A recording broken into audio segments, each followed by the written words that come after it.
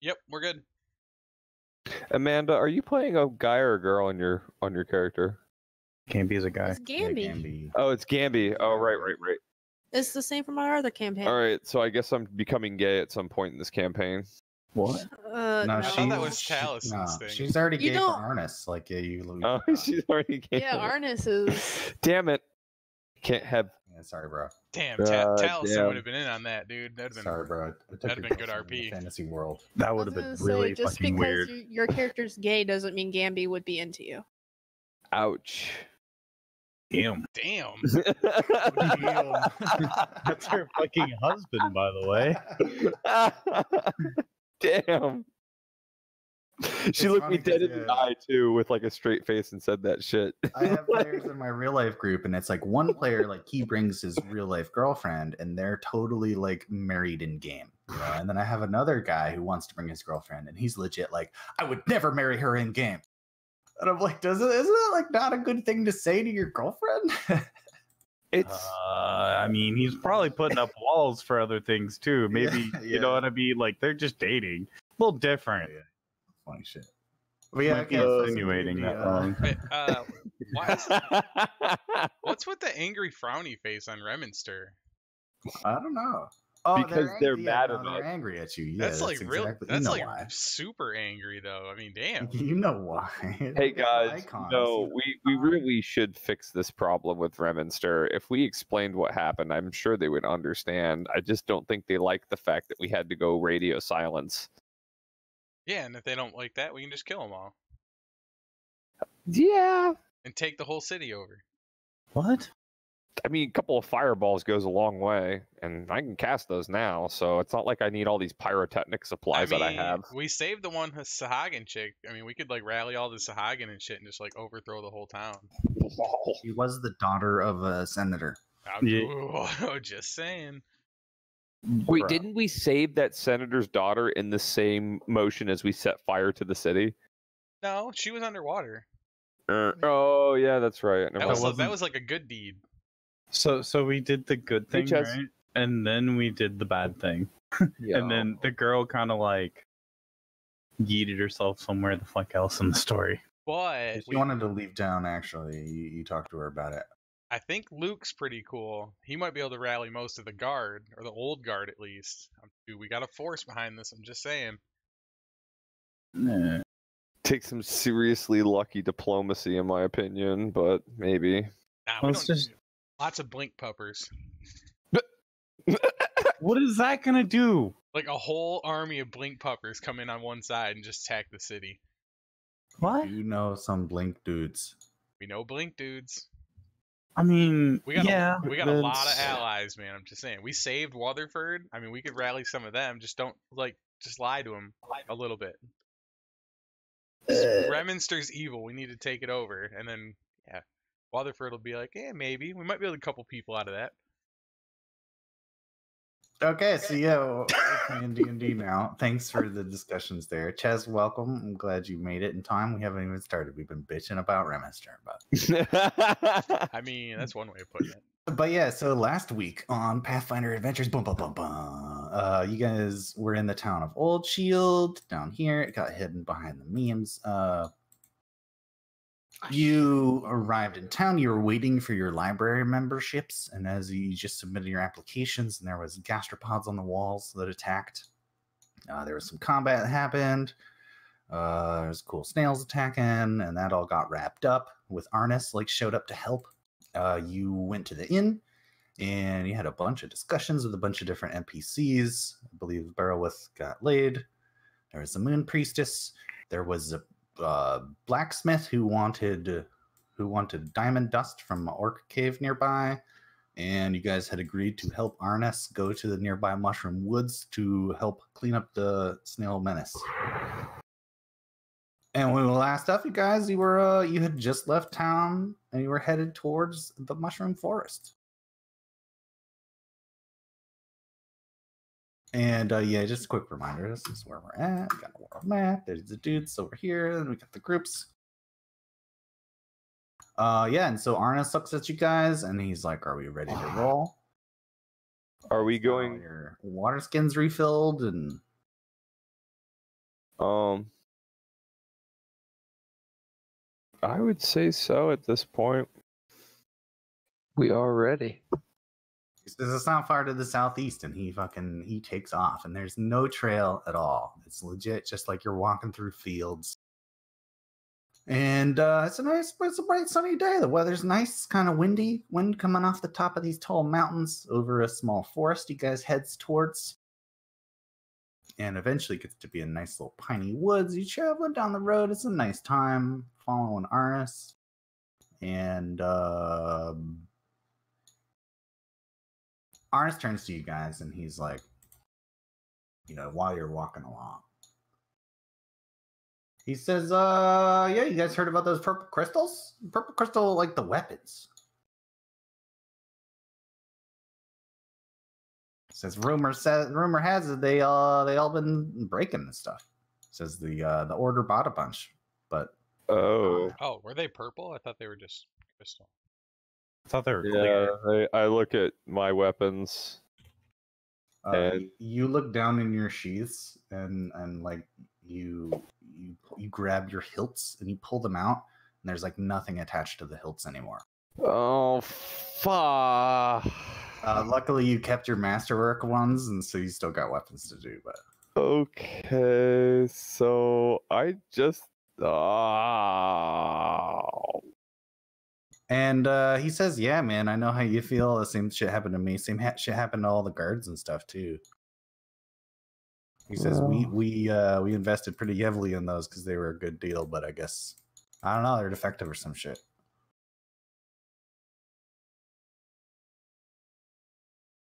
Says, "Who knows?" Yeah, And he they keeps be marching. breaking.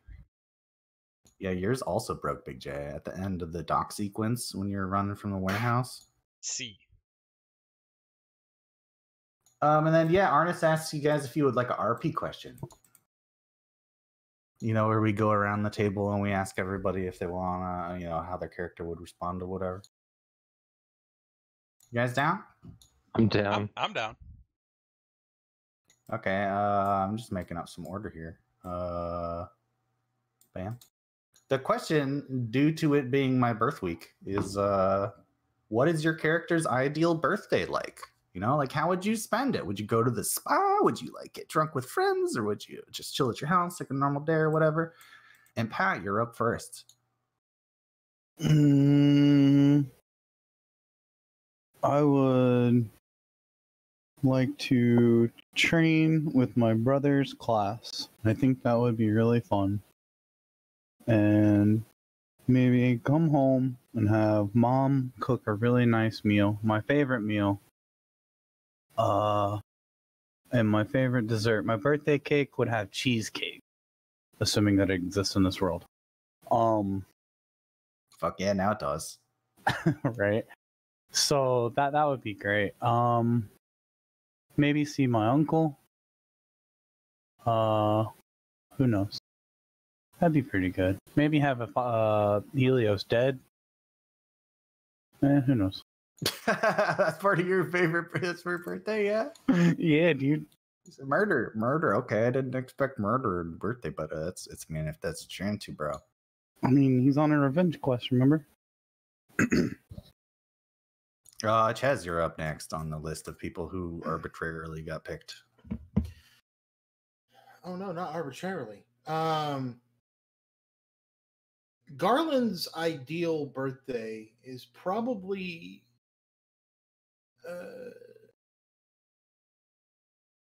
well, ideally it'd be a good fight. But barring that, it would be a night out with some friends, and some drinks that lead to good discussion. I think for him, his biggest thing would be to it'd probably be the one night of the year where he gives himself a kind of a night off of proselytizing for Gorham, and sort of drops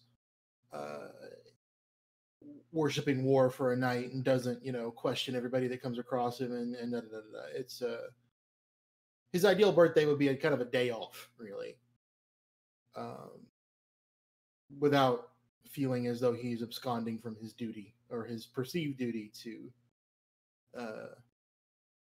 promote and to promote good conflict, which is how he sort of sees what his job is. Arnis says, like, hell yeah, I don't know about the promote conflict or whatever, but I definitely know about a day off from duty. Says that's what I'd do too. Well, Beryl, what's your up next?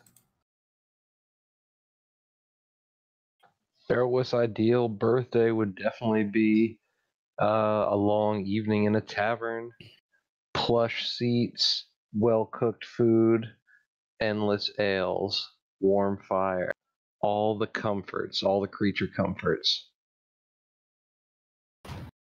Snuggled up with your Kiki on your lap. Sounds nice. Kiki ain't never far. Potham, you're up next.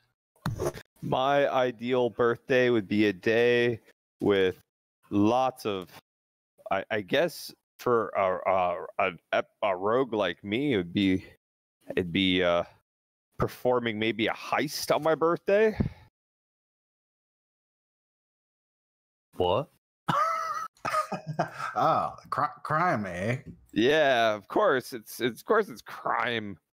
I'm studying to become the most amazing trickster of all, and I just like causing mischief, really. And I think it'd just be a lot of fun to go crazy in the city and never get caught, and just have a lot of fun being drunk and with my friends, and maybe cake at the end, Kinda like assuming that I get through it. warehouse.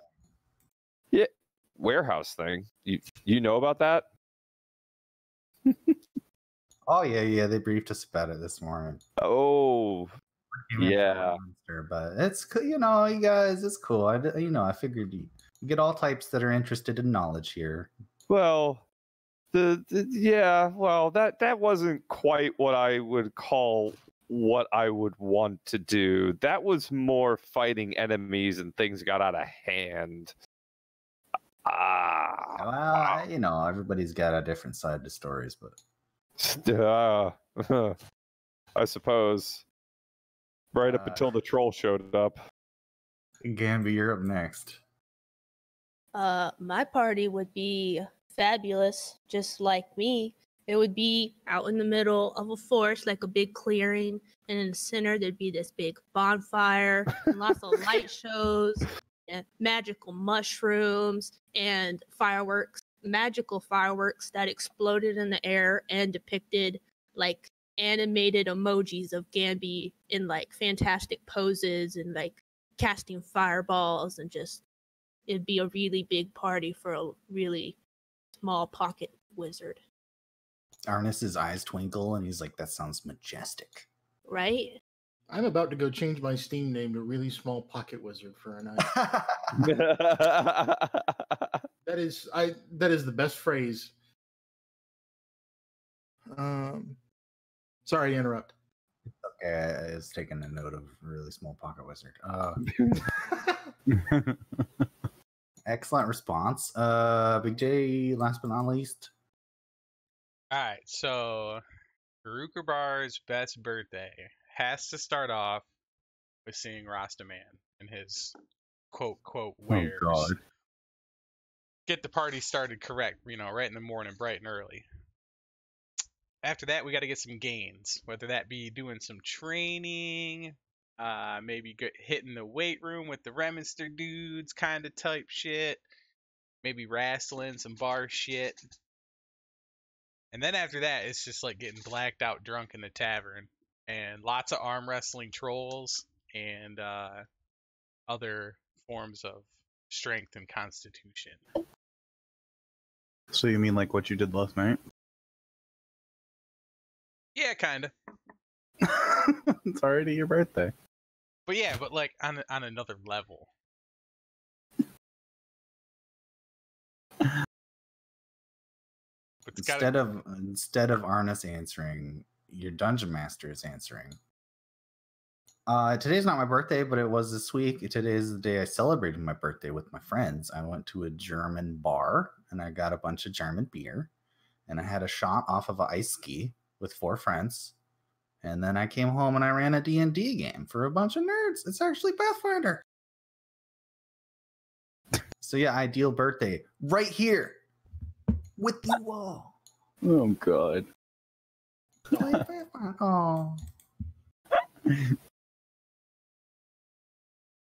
And yeah, so yeah, we're gonna carry on. You guys continue walking down the trail in the woods, and it's a wonderful time through the woods. Luckily, you brought a ranger, and presumably barrel with. I would assume you are leading the way through these woods, correct? Yeah, do we have a formation for this walking down the trail?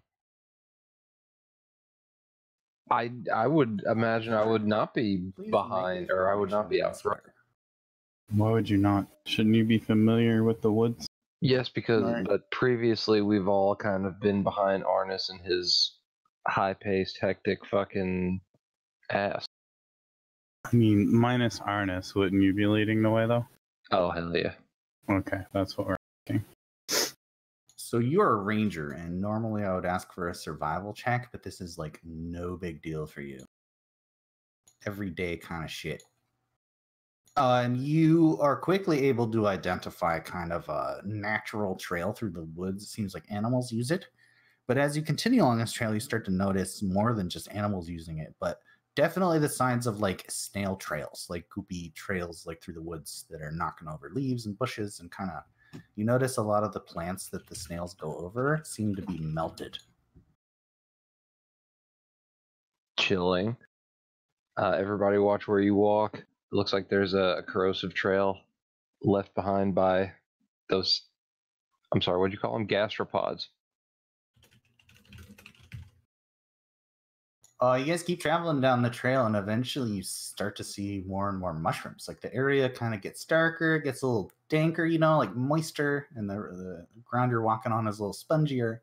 You start to see mushrooms growing over stuff, and you come across a big, huge mushroom. It's like 5 foot tall. It's pretty bizarre. Mushrooms. Take a bite of one. Exactly. Oh, you want to check out the mushroom? Okay, Ranger, give me a survival check to check out the mushroom. It's huge. It's about 5 foot tall in total, and there's a big cap on top. And it's like white and fleshy, and the top of it's kind of red and white and speckled. And survival check, yeah, like you've seen this mushroom before. It's not very tasty, but it is edible.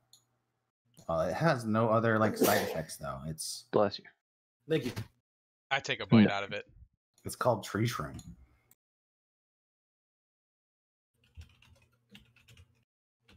If anybody's hungry, this will work. You take a big old bite out of it, and you fill your whole mouth up, and you just start chewing, and it tastes like you just bit styrofoam. It's real kind of squeaky in your mouth, and it's not breaking down very much as you chew it. It has very little flavor, Yum. but it does fill your belly. Not bad. And yeah, your dope ranger identifies more and more slam trails. They seem to be like coalescing, and eventually you follow through to the mushrooms get more and more numerous, and you find yourself here on thanks to this Patreon guy's image that he made for me. That basically looks like Dagger Isles, like Sheogorath from Oblivion. Shivering Isles. Thank you. We were literally just talking about that the other day too. Yesterday. Literally yesterday. You are goddamn nerds. That was a good visual. Vardenfell in general. It had those huge mushroom trees. Best Elder Scrolls overworld. We're cutting down to the bottom left corner. I tried Whoa. to screens. Hopefully that worked, and you guys are all find yourselves here in the pink square. It's super mushroomy all around, and to the right you see some water, and it looks just kind of like a little pond. And what would you like to do? I examined the pond. Okay, you kind of take a look off to the right and make a perception check. Okay. Investigate. I think it's going to be perception, right? Looking at a pond. Yeah, pretty much. I'm just trying to see if I can see anything in it. Roll me an introspection check. Looking for stuff in the water. Okay. May I make a general perception check? I mean, sure, yeah. I'm primarily looking to see if there's anything within viewing distance that looks dangerous. Like dangerous. Okay. Danger check. Woo. Upon them, you peer in the water, and it's kind of reflective. It's hard to see, but it certainly looks like there's some plants growing underneath the surface of the water. That might be like kelp, or might be kind of mushy algae, kind of like it's hard to tell. But Ches is peering around and giving a general check of the rough area further ahead on the trail. And the trail seems to keep going forward. You notice that the trail seems to rise a bit, and in the distance, you spot something kind of strange. It looks a bit wet. It looks a bit goopy. It looks a bit spherical. And there's a big pile of it up on the top of like a hill. Has Barrelwith ever seen anything like this before? It's a good question. Give me a knowledge nature. You got one? I got I it. think that's a skill in this. You certainly recognize these as some kind of eggs. You're not really sure what though. I pull out a tar bomb and an alchemist fire, and like stick them together. Okay, so Apotham obtains explosives. Does anyone else have a reaction to this? I pull it out of my pack. Ernest says, "Whoa! You're gonna burn the whole place down?" No, I'm just that pile of eggs. If it's dangerous, I don't know what that is. He says, yes, those are eggs, snail eggs. So they're not very flammable, honestly. It's like, but the mushrooms are. oh, I put the bomb back in my backpack. We should take the eggs and breed the snails to be our own. Use the snails against them. I was just thinking that. Snail versus Ernest snail. like shudders at that thought, and he's like, "That's just disgusting." He says the right way to deal with it is to stomp the eggs. I stomp on the eggs. The eggs Wait a are minute. way up there. Wait, no. the- Hang on. Before I stomp on the eggs, I listen to Solidus. I was gonna ask Arnis, can you recognize how far along these eggs are? Are they in danger of potentially hatching?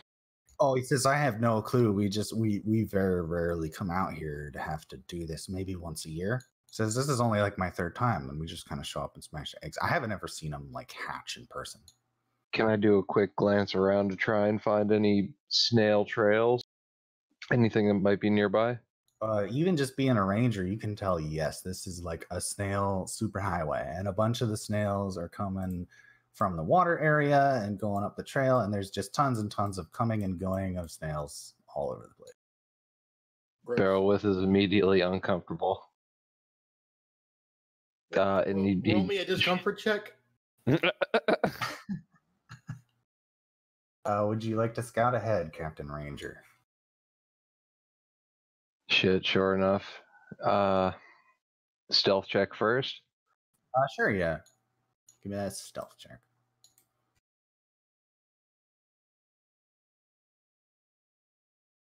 You peer ahead, and you kind of like you get up to these whatever these eggs are at the top of this kind of ledge, and they're certainly really fucking weird. They're like basketball sized, and they're really gooey and wet, and they look almost like fish eggs or something. And just over a ridge, you can just barely peer, and you see like a big, huge scene. There's a bunch of shit going on. But primarily, the number one thing in the middle of your sight is a ginormous slug monster. It doesn't seem to have a snail. It doesn't have a shell, but it's 15 feet wide, 15 feet tall, and it appears reclined on its like gooey back.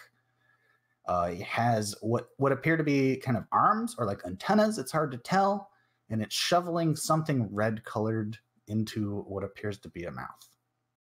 It's really gross.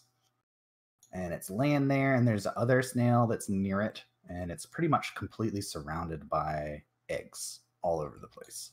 I just got a flashback to like the brood mother moment in Dragon Age 1. I don't know. That was my favorite. I'm not sure if I played that one, but The other thing that catches your attention is this golden star icon, which I didn't really get a good icon for, but is a golden star icon. And this is appears to be a big black obelisk, right? Like it's made out of some black stone, and it's 15 feet wide, and it raises up into the sky, probably 30 feet. It's certainly out of place compared to the rest of the things in this area. Can I attempt to identify the obelisk? Give me that perception check.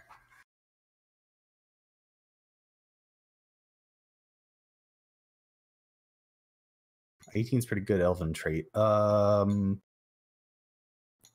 obelisk looks to be made of, I don't know, some kind of like obsidian or basalt. It's kind of shiny and it's dark stone. On the surface of it, there's clearly something written in some, it's too far away to really tell, but and the writing kind of goes all the way up the face that you can see. But on top of it, there's deep gouges, and the gouges are particularly more common near the ground compared to like high up in the sky, where the thing goes up 30 feet. As if some large creature had been scratching and gouging at it? They don't look like claws. It looks like many numerous marks done over time to kind of wear this thing down and grind it down. Okay. Does anybody else want to do anything before I attempt anything else? Garland is going to take a couple steps forward, but not too far. He doesn't want to alert anything that Beowulf might have otherwise avoided. I want to try out my new spell. Certainly all you dudes can approach pretty easily, and like Beowulf marks out the safe areas, and you guys all get around this big old pile of goopy eggs. There's probably 15 or 30 of them, maybe, of these basketball-sized eggs that are kind of around the base of a mushroom. Honest. Yes. Honest. You are a wizard, yes? Of course. You have like a fire spell that could perhaps take care of these, or are we going to have to stomp them out? Again, I told you, they're not very flammable. I apologize. The best way we found is to stomp them. Yes, you're right. It says they're quite sturdy and large. So the sword also works pretty well. Do they make a noise? No noise. They just watch for the back spray. Right. Arukubar. You can't wash it off. Oh, lovely. Arukubar, take a running leap. It's a pile of leaves. Yeah, let's do it. I'm gonna jump straight into the pile of basketballs. Like with your weapon chopping, or like just jumping happily? Just jumping happily. Okay. I'll definitely allow you to happily jump in there. You don't even got to roll a dice for a happy jump. But yeah, the guys kind of like see you run in and part the ocean, and you jump into these big snail eggs, and it's kind of like a McDonald's play place, right? There's like the ball pit, and like you have just like straight up jumped into the ball pit. Your feet hit the ground, but it's real slippery. And make a, what do you got? Reflex save to try to like not slip in the middle of these slippery eggs.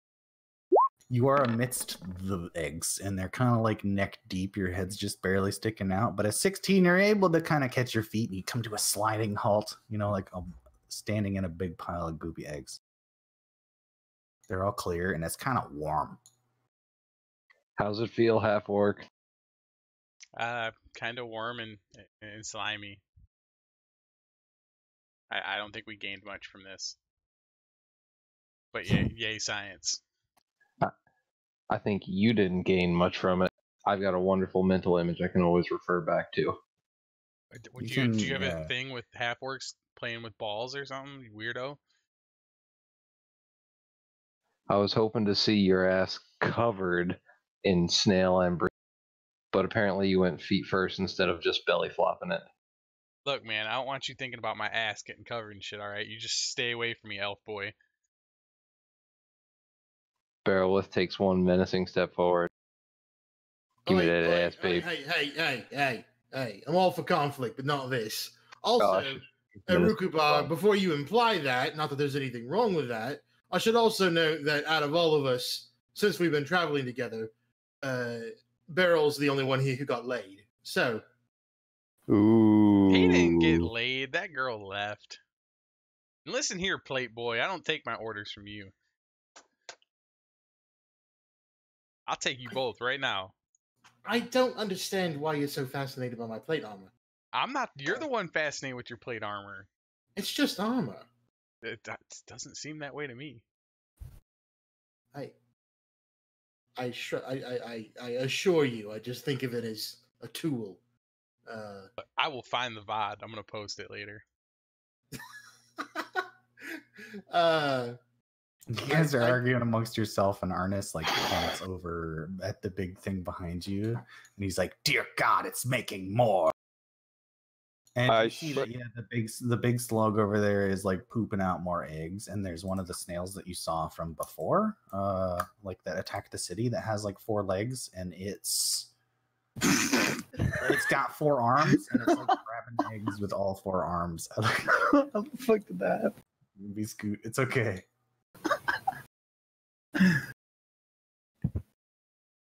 Can I try and drop back into stealth so I can scout off to the east a bit? Sure. In the meantime, Urukuba, you may want to get out of there.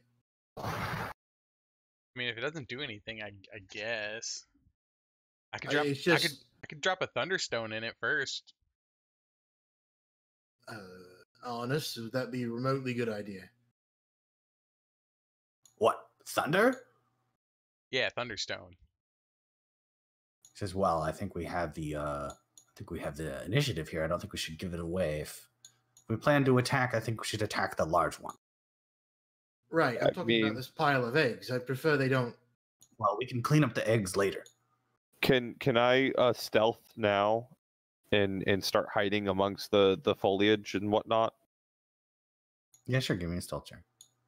Soldis, you kind of dart off to the right. You peer behind them. Combat roll, do a mushroom, and take a peek off in the distance. And you don't really see much. There are lots more trails of slugs around, but no other slugs. Can we get a visual south as well? Oh yeah, it's just more water and a Patreon thing. And Popham successfully, stealths over into the bush. I want to ambush the flail snail. As part of initiating, once the team is. The eggs. Yeah, I wanna help ambush the flail snail when everybody gets into position. So when the attention turns to the party, I can stab it in the face. You got 60, 70 range? 75 foot range? I mean, not 75 feet, but I can start stealthing my way at least a little bit to get closer, I think, right? Okay. Where am I? Right here. I was blending in. Yeah, you guys want to set up an ambush? Is that the plan? Yeah, pretty much. That's what I want to do. Okay. So yeah, I'm gonna totally hide and and just for their what pack they of want to do for mushrooms. the ambush. I'll be the bait. Do we want to split the party in pincer? What's the formation? Master at Arms Garland. What's the plan? Yeah. F15 me, baby. I think you and Stabberson should find their way up to a point where you can both attack before we move in. From there, we ought to cross this ridge and try to get in head on. See if we can't draw the flail snail down before you attack the big fella. I don't want that thing barreling down on you two while you're worried about this bigger thing. That being said, perhaps it would be best for you to focus on the bigger target and for us to take out that flail snail. Barrelwith says, okay. I'll go attack the big guy. Doesn't look like he can move. Not that Ches could possibly relate to that. And yeah, you should be fine. So, can I stealth up to here then, Bear? Where you at? Right there? Where you're at? No, stealth where I'm at, yeah, to that green. Oh yeah, sure. You rolled pretty good 25. You guys can all like obtain positions. There's kind of a ridge here that's like gives you pretty good cover.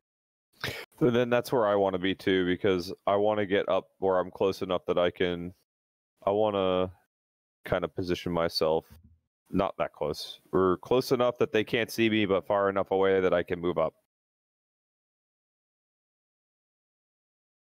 I don't know where they're going to come around, though. That's my thing. I don't want to go that So far. Bearwolf stealths up to that mushroom, and he kind of drops down behind the trunk of it, gets down on one knee, gets out his weapon and readies it, and he looks back at the rest of the party and he gives them the the SWAT 2-finger go sig.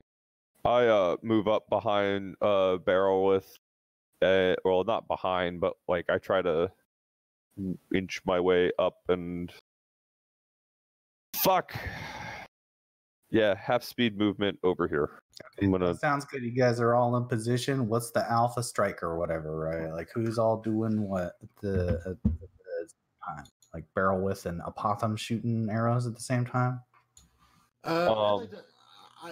I can open us up so that they're focused on us before Barrowith and just to make this not a fucking clusterfuck, you guys get one thing you get to do first, and you must decide amongst you all like what that one thing is, and then we're gonna roll initiative and go to initiative, and you will get surprise on the dudes. Okay. There's always fireball. Yeah, that's definitely yeah, what that seems like the best option to open with. Because I mean, like me and Amanda could both open with fireballs. Does fireball have a radius? Yes. Yeah, it's 20 feet radius. Nice. And then he just takes reflex saves. I was gonna open with my my new spell, but I'll save that. What spell? Storm of Blades. That might actually be better because I keep hearing how these guys are not very flammable. Well, it would only target one creature, and I was planning on using it to wear down the flail snail. I don't even know how well it's going to work, but the spell creates one copy of your weapon, a magical copy of your weapon, for every 2 caster levels you have. So it would create 3 copies of my greatsword, all of which then strike a target. Holy shit! It's actually really. If it hits, it would be 66 plus 9 damage. Does this flail snail have the same kind of shell that the other snail had with the reflection stuff on it? Can I see that from where I am? The flail snail, yes, you definitely you collected the shell last time, and so you've got a good look at it. And the flail snail over there does have the exact same shiny shell, but the other snail in the background does not. Oh, so we're gonna get reflected on if we fireball at this point. Well, you could target right here and hit these two, hit the normal snail and the big snail, and leave the flail snail to us. What's the photorealistic snail? Is that another creature? Guess that's the other snail. It just seems like a regular snail. I don't know if you said it before. Can I identify the big creature? Have I seen anything like it in my years in the forest? Give me a knowledge religion check. No, you have never seen anything like it in your days in the forest, but you might be able to hark back to some Bible you read in some hotel room somewhere. And then the Mormon Bible said. Can I also make a knowledge religion, or? Sure, yeah. Okay. Thank you, Bear. I get to use Bear with you. I mean, like, you've heard about like religious stories of like dudes getting turned into big old snails, but like, you can't really you've never seen a snail or a slug this big. Oh, that does not bode well. Is that a motherfucking JoJo reference? No, I've never seen JoJo. Okay, you wouldn't like JoJo, I don't think. No. He slice of life anime. How is JoJo a slice of life anime? No. Opposite. Bear likes slice of life anime. Yeah. He would not. He is Bear in that sentence. Like, he is a slice of life anime. Bear is a slice of life anime. Oh. Wow. That's his particular cup of tea. JoJo is just. I like JoJo. It's just batshit stupidity on turbo mode all the time, and I love it. I'm gonna vote for the Garland flail of swords on the flail snail. Well, I don't know. Because they're basically just magical swords, will they still be reflected, or? You guys are setting up your ambush and you like all get distracted discussing anime, and suddenly you hear booming across the area of a voice. And it calls out in a very angry, like goopy language, but it's clearly common. You all understand it. It says, "Who dares enter Beelzebub's lair?" Fireball. I fireball. Okay, Apotham fireballs. Everybody roll initiative. Manda, fireball. Let's click your token first. Well, we only get one action before we all have to roll initiative. Yeah, I can't really give you guys like 100 fireballs. Well, we can't get the simultaneous fireballs. That's too bad. All right. Well, anyway, If you didn't get distracted talking about anime. Anyway, it's DC 14 reflex save for half damage. Damn it! Ignore that. I thought I had my token And click. Where did it go? That's Alright, gonna which land. spot do you aim? That literally lands like right. Draw X or something right there. Yeah. I'm gonna land it like right here. And it's gonna go 20 feet out, so it's gonna go from this vertice. That's fine. That's a great spot for it. Right there. There's a. Oh, that still hits. Yeah, it's a great spot for it. Yeah, that hits. So that hits everything. That also hits the flail snail as well. You got it, boss. Shit gets fucked, and like Apotham panics and like shoots, and like he doesn't aim exactly where he planned it. I don't know. Since he targets the ground. Yeah, because that's usually what you do with fireballs. You just target a general area or a vertice in the ground, and it's 20-foot radius from there. Roll damage. I did 66. 66? Where? Okay, 16. I see. Oh, 6d6. Yeah. I was like, 66. There's no fucking way that did that much damage. Somewhere, Phantom just yelled and 14. laughed. Oh wow, they both fail. Holy shit. Yeah, snails, the fuck is snails that? aren't very jumpy. No, Bear, fuck you. What is that snail's name? What? Beelzebul. Well, he shouted out his name at you already, so it's not. In the That's exactly what he goopy said, yeah. The goopy variant of voice- common. The goopy voice did not sell me on the fact that his name is Beelzebul. Kind of looks like my ex. Ew. Ooh. Okay, so yeah, the fireball hits and it fucks all of them up, and all the slimy eggs around seem to be like boiling from the fire. The big slug who now like kind of sits up, and as he sits up, it looks a lot more like Jabba the Hutt, and you realize that whatever this thing is, it doesn't have a normal like slug's mouth parts. It seems to have a human face. And it looks at you, and it looks pissed. And its two like tentacle things expand and swell. And combat go. Big J, you're the first one to jump. I think I forgot to hit initiative. I sure did. My bad. You gotta hit the buttons. Yeah, buttons are important. Oop. Okay. Fixed. Okay, you're in there. Looks like everybody's in there. I didn't hit Arnis's button. But it's good, he's slow. Rickbar, you're up. What do you want to do? Isn't there like a save action kind of thing? Yes, you certainly can prepare an action for some condition to happen, or you could also choose to delay your turn until something else. I take it you can't like move and then prepare an action. I mean, But you yeah, can move and prepare an action, certainly, but like, what are you gonna run up to the snail and like get ready to chop him? I just want to like move like over here and just kind of like I'm waiting for the snails to come down to us. So that's why I'm just kind of like Okay, waiting. so you're gonna hold just a melee attack, and the trigger is like something comes in your melee range, right? Yeah, basically. Sounds good. Burrow, you're up next.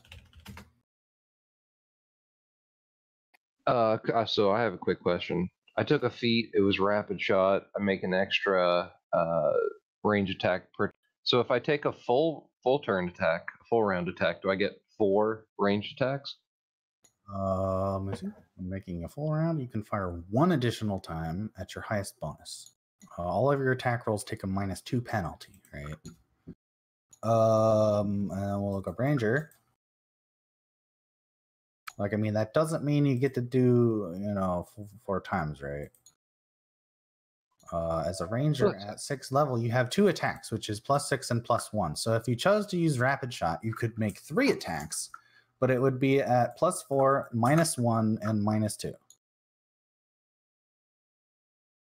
And then after that, all you can do is 5-foot step. Okay, that's what we'll end up doing then.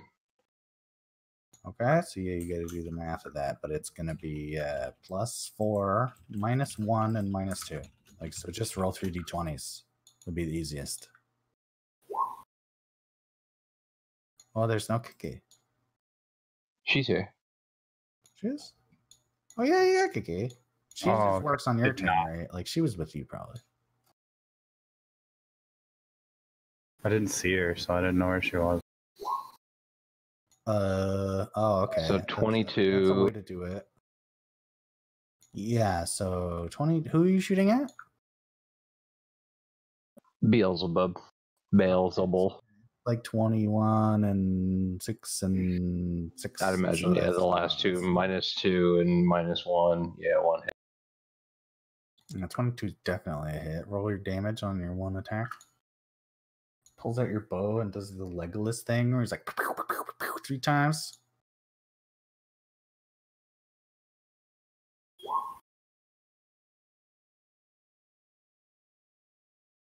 Nine damage. Your arrow hits him and it seems to seep into his goopy belly. It's really gross. Kind of like, seems like his goopy belly absorbed a lot of the momentum. Kiki.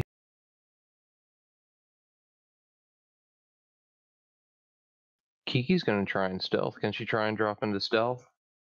Sure. Not kitty. Yeah, she's super. She like blends into the shadows. So, Alex, to maintain stealth, I have to move at half speed. Yes. So that's. And then you also have to have cover, and you can't hide in plain sight unless you have certain feats. And hiding in plain sight can happen, but you're taking like a -20 or a -30 when you go to your stealth check. So obviously high levels. But anyway, it's beside the point. As long as you have cover, you get modifiers, and it's up to the DM. He decides what the final value is at the end of the day, depending on lighting conditions and so on. So long as when you start your stealth and you don't end in the same tile as you started, I believe the rules say that you can sneak attack. But it's okay, we're just gonna wing all that shit anyway. But it's up to the DM. I mean, Soldis, what do you want to do? So, yeah, so Kiki immediately senses danger, and she drops down into her little cat hunting pose, and she tries to slink off to the north, and end up between, ducking underneath the canopies of the mushrooms, and she's gonna try and hide right in that corner. Okay, yeah, your Kiki jumps on top of the mushrooms and kind of takes a Kiki look around. I do want to mention. Well, I'm gonna shut up. Never mind. What up? No, I was just gonna say, like, the way I understand the rules about stealth is that if you have to end your turn somewhere other than where you or close to where you started, and then if you start your next turn while still in stealth, people are supposed to or supposedly are unaware of you. Is the way I understand it in the form of initiative, but again, it's entirely DM's discretion. Yeah, that's cool. Yeah, I mean, that's fine. Ches, you're up. Okay. So I'm not immediately going to use that spell because turns out you use your Dex modifier to make that attack. Make those attacks with those swords because they're a ranged attack. They're not a ranged spell attack. I am going to step forward. I have a feeling that might be house rules. I'm going to cast targeting this area. So let me get my ruler out real quick. Draw that square.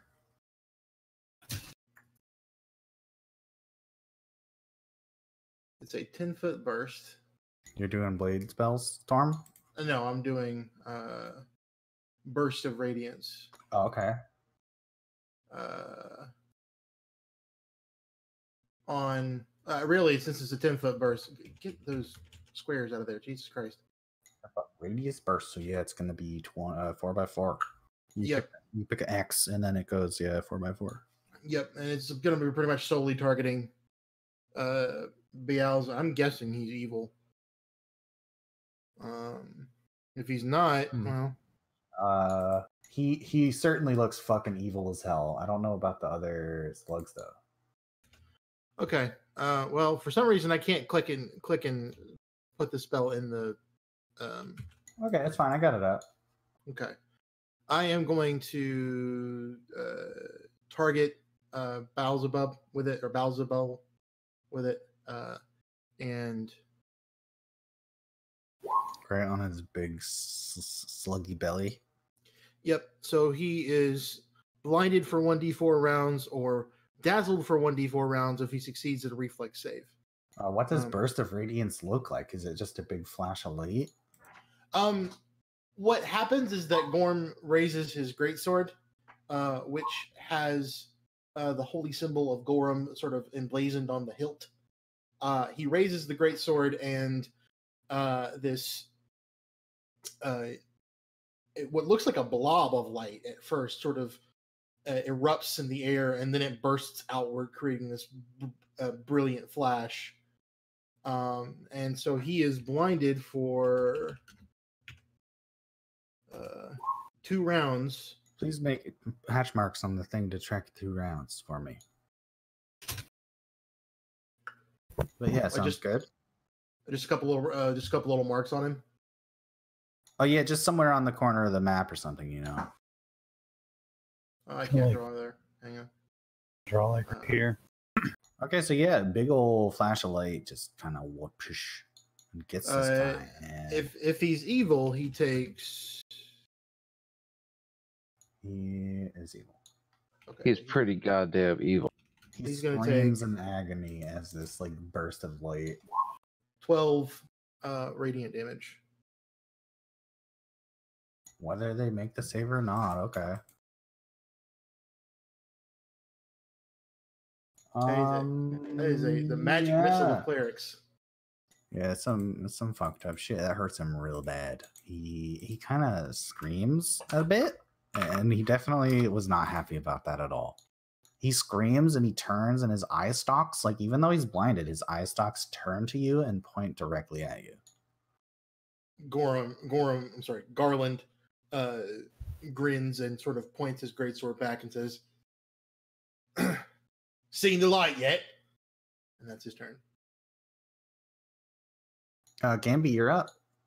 Gamby is gonna go ahead and cast a fireball right here. And get you some more snails, okay. You want to try to get the other one too, this one? Like all 3? From here, I should be able to get all of them because it's a 20-foot radius. Okay. These snails attempt to be reflexive. What's your DC? Probably 16 or something? Oh shit. It's 17. Okay, so none of the slugmans make the save. Please roll damage.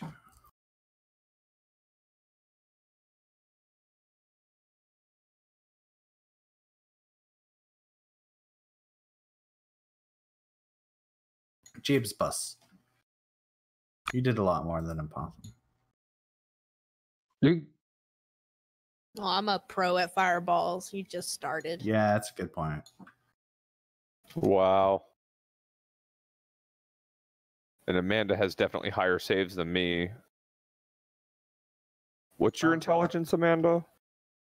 My intelligence is a 15. It's not very high, but I have 2 feats that increase. I have spell focus and greater spell focus. Oh, so you have like what, like a 16 to your DC? It's a 17 Oh, jeez. for my fireball. That's 3 higher than me, so nuts. Okay, is that it? Would you like to move any, or you're good there? Yeah, I'm just gonna chill back here. I don't like these. This snail roars and tries to move towards you guys, but he's a snail, and that's all he can move. But then this guy, he gets a go, and he looks, right at the dude who cast the big shiny light, who pissed off his boss. And he gets that far, and he's a big, huge dude, and he's a snail monster, and he has reach, actually. And so he takes a couple steps, and he reaches with one of his big, snaily tentacles at you with 1 attack. Bring it. Ow. He brought it. That's 14 damage. She has one good, like, right in your chin, like you were dazed by that hit. Pat, what are you saying? No HP? Who? This one. No. This was the. Oh, it doesn't even have a bar. Okay, that's fine. I was Oh, he confused. doesn't? Okay, that's fine. No, sir. No, you're good. I was like, does he not have HP? What? I mean, I don't care if you hide it. I was just confused. Is that better? Yeah, that works. Thank you. Keep it rolling. Okay, hit you in the face, and then Potham, you're up next. I Good shot. attempt to stealth my way up to the flail snail.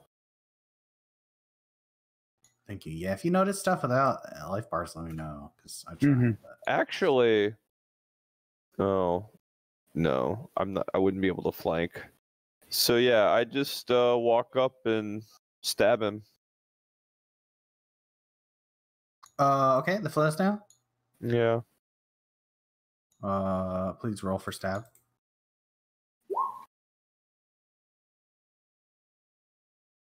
What? Really? Oh. You rolled minimum on damage. Whoa. I mean, your crit confirmed. So I mean, like, how would you like this guy to die? I stab him like right in the middle of what I think is his brain, and it seems like I get it, but like it just starts to ooze fucking goo everywhere. And the thing shrivels and shrieks in a really unearthly way as I kind of like jiggle it around a little bit and twist. Yeah, I'm not about to fuck you on 4 damage with a crit, like. Wait, Thank you. It's Is like it- double 20s. Like, come on. The crit, yeah. There's a Taliesin. is this it's- a Yeah, trick? Espy, what's up, Espy? Oh my god, is that SB? Oh. Espy's the slug monster. Oh! It's just kidding. That Pat, would you're be up. My ghost is back for revenge. Yes. That ruined my. I think Big J's streaming. You can check it out, Espy. Oh, I didn't No, know it's he was. just recording. Okay. yeah. I guess you could also just join the the game and watch. That's what I did. 30. SB should Come take on. over the cat. Move this way. You can have the Like cat. diagonals. And then I'm gonna. Can I ride the snail? This one? This one. I mean, you can like grapple the snail, right? I think is what you want to do. Sure, dude. We'll do that then. I don't. I think you can just like ride him, I mean, he's big. I could jump. I think if you want to like have any like control or anything, you gotta grapple him. You could just jump on top of like his shell if that's what you're trying to do. But if you want to like, make him do stuff, I think you gotta grapple him. Can I get on top of the shell and like hit the head bit?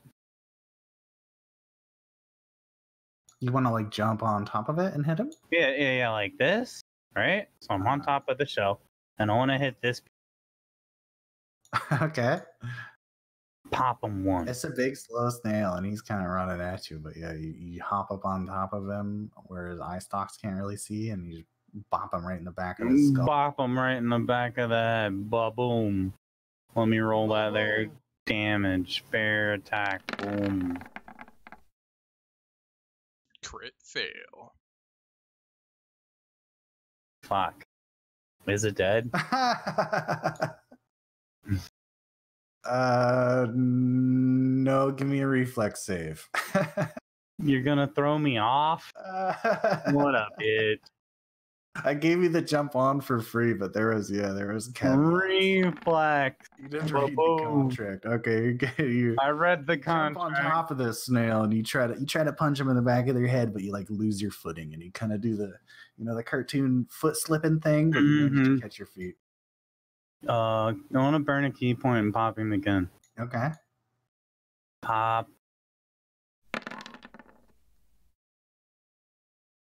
That's 18 is a hit.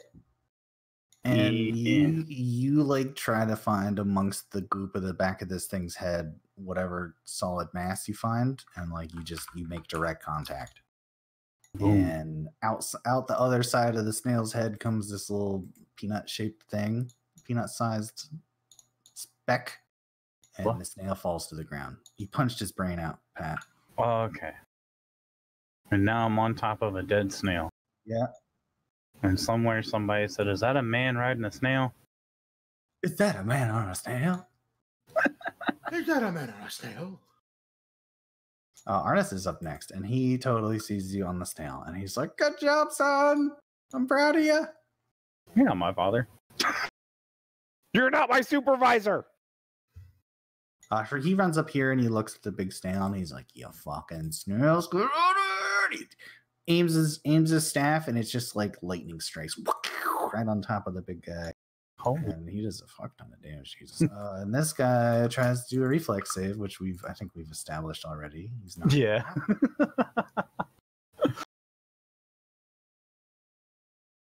The lightning hits him, and yeah, he shrieks. He's made out of goop, and he's not very happy about that. It hits him, and he kind of sizzles and pops a little bit, and like he looks really upset. His eye stalks are really pokey, and they're looking in two different directions. They're really pissed off. And it's his turn. He's blind.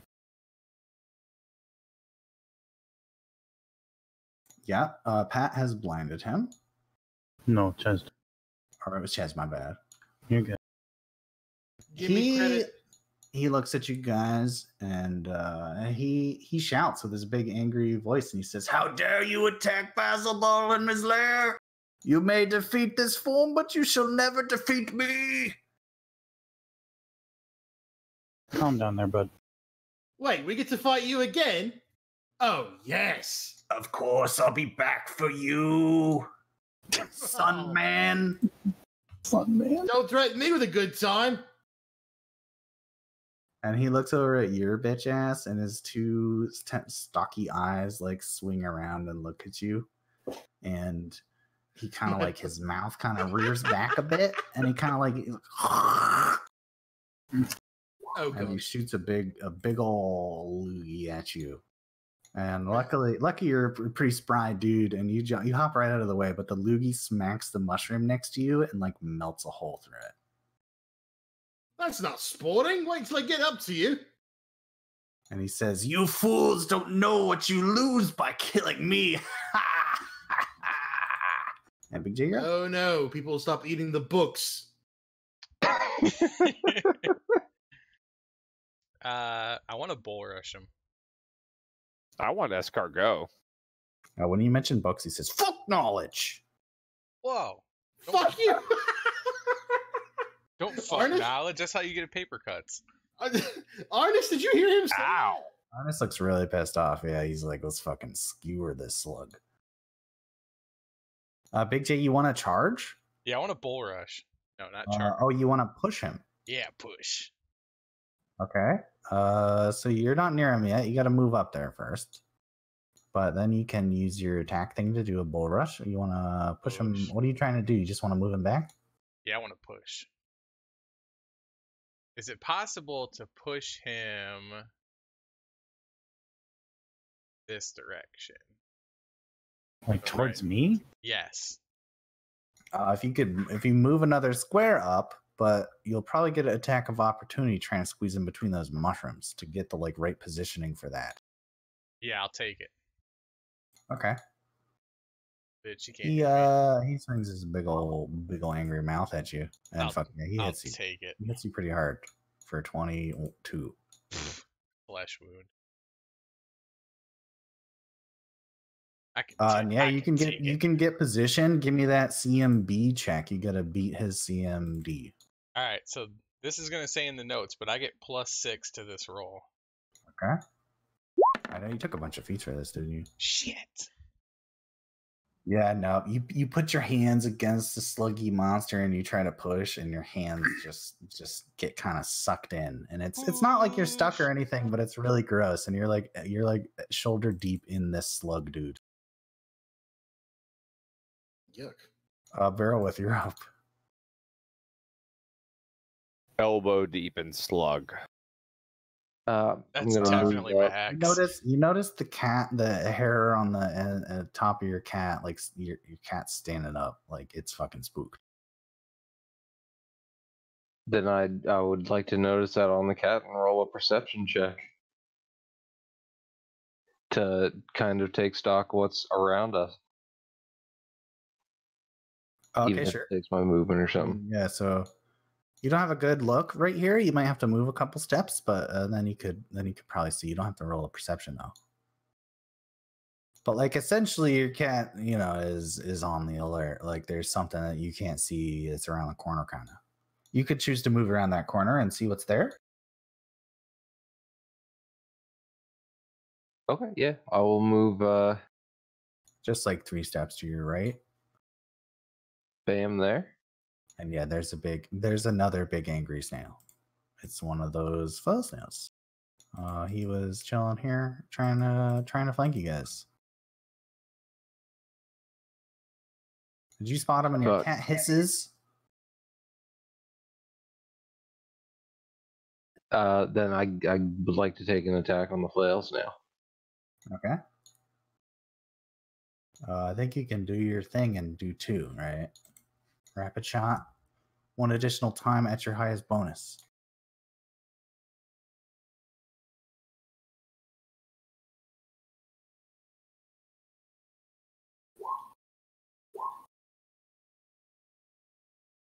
Those Oh, are very 28 good- and 26. Good shots. They are both So- hit. Roll 2 damages. Oh, I guess you got them already, so that's... Yeah. The highest bonus is just at 6 plus 1, so 7, I think. Yeah, either way, you got him good. And yeah, your 2 arrows fly and just smack right into the snail, into the soft spots. And it's actually his turn next. He rolled initiative the whole damn time. And he takes a couple steps forwards towards you. And yeah, he doesn't even have to get that close, but he reaches out with one of his big tentacle things and tries to smack you upside the... I think he hits. He ties, yeah, he hits. Okay, I gave you that -4. And it's like the snail's got like a mace on the end of its hand. It kind of crushes your arm. And Ches, you're up. The cat did not go. Oh yeah, the cat. Fuck. Sorry, Ches. Cat. Okay. Yeah, cat's Cat just gonna world 5 foot problem. step up. 5 foot step, and does she get to make 2 attacks? After Yeah, after a 5. Claw or claw bite. Claw bite. Meow bite.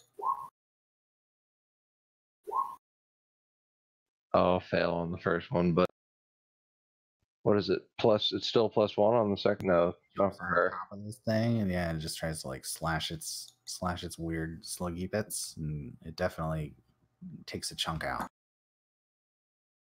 And Ches, it's your turn now. Okay.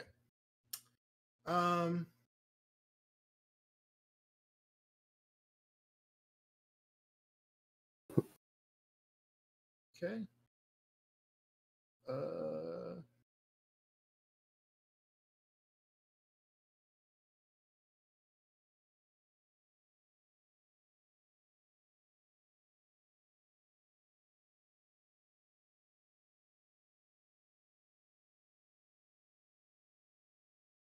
What, you running up to chop him?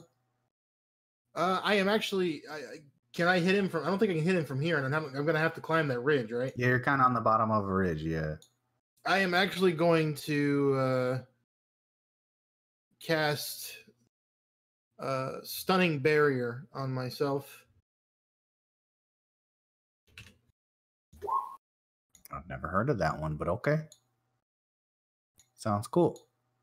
I promise you, I got these out of source books. I did not go like third party. No, it's good. That's a cool So spell. I it gives me +1 to my AC. As a no, never mind. I don't think I have the feat for that. So yeah, currently my AC is 18. So Okay, yeah, dude used his reaction, so you good. well, it's more. I was going to drop my greatsword and get out my shield, but I don't think I can do both of those things with a swift action. So Oh, what you trying to do? So you cast your spell and you moved a bit, and then Yeah. you want to you want to have your greatsword ready or what? I want to drop my greatsword on the ground and get my shield out so that I have a 21 AC. I'm sorry, 20 AC. Okay, you got like a mace on your waist or something? Yeah. You're gonna draw next round? Something? That sounds good. Yeah. If I make it the next round, if he crits on one of those acid bombs, I'm fucked. Oh, maybe, but okay. Gamby, you're up next. Gamby is gonna scoot up, and he's going to cast Fireball. as I want to. There's not enough targets for me to justify it. So I'm gonna Scorching Ray instead. Ooh. Holy jeebs. Holy fuck! And that's a touch. Big one. And that's touch to confirm, so That's Yeah, orange. that is it's touch AC. It's a ranged touch attack. and that's just the first That's ray. funny. So This thing has like 2 touch AC. It's a slug. Yeah, so certainly it does a fuck ton of damage. You nail this thing. What does it look like with your scorching ray like hits the slug? It kind of looks like the top layer of his gooey body is like boiling almost. And he's making all kinds of screeching sounds. No, it's not like anime. That's disgusting. You guys are up here, you can smell it, and it smells kind of like bacon, and it's disgusting. Well, I'm gonna go ahead and cast my second ray on him. You get 2 rays? Okay. Yeah, I get 2 rays at this level. the second one completely misses, though. Yeah, it does. Oh yeah. Is that in that one? That is in that one. Mm-hmm. Oh, Uh-oh. man, you're lucky this isn't Matt's campaign. He'd make that hit someone else. Yeah, Yeah, it would've. no. I mean, Probably Garland. Make it hit Gorm. Make it hit Gorm. But I'm right in the way. Come on. I mean, if you want to get hit, bro. No, so Gamby, you got to roll me another d20. Natural d20 will let the fates decide. 10 or above it hits your bro. 10 or 9 or below it doesn't. That's my favorite D&D thing so far. Doesn't. It's good. It flies wide, doesn't hit anybody, and just kind of hits the cliff. But it like goes right by your head, Ches. Gorm turns. Wrong target. My bad. Pop of your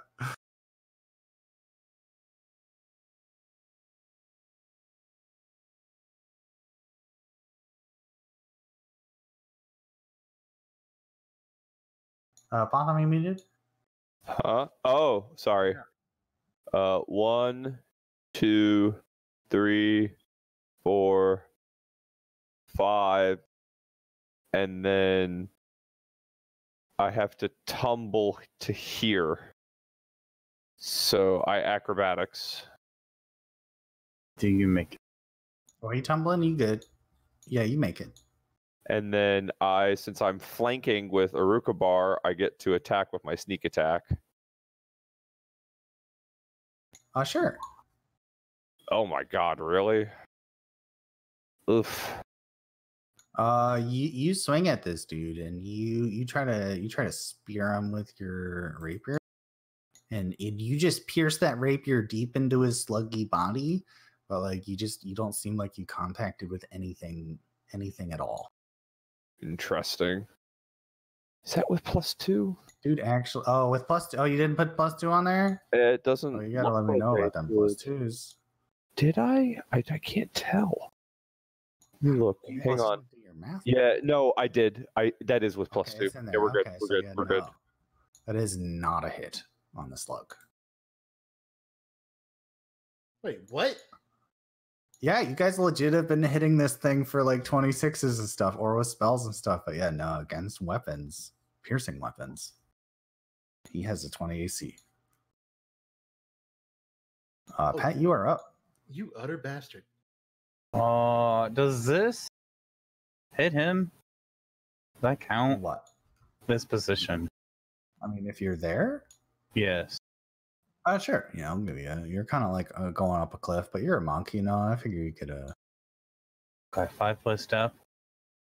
And then couple. Oh, fuck. Okay, you're doing the monk multi punch. Monkey multi punchy.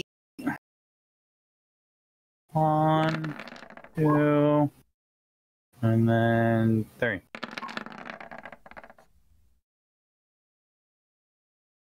Stunning fist? Question mark. Oh, that's the wrong one. Nope. Wrong roll. Don't You need stun. the one. Yeah. Yeah, I need this. Yeah, I need there this. you go. That's it. Yeah. So that's actually 2 hits. And would you like to describe how your 2 hits obliterate this monster? I run up against the monster and I take its eyes and I just pull him right the fuck off with a little bit of struggle, and then guts everywhere and I'm nasty and fucking land on the ground. So you jump into this slug and you just go berserk. You start ripping him up, and he kind of falls and he screeches and he screams and he looks at you and he begins speaking in tongue. And he reaches out with one of his sluggy eyeballs as he finally dies, and he touches you. And the second he touches you, you feel the air in your lungs just get blasted out. All of a sudden, there's no air in your lungs. You are suffocating. And you have to make a fortitude save.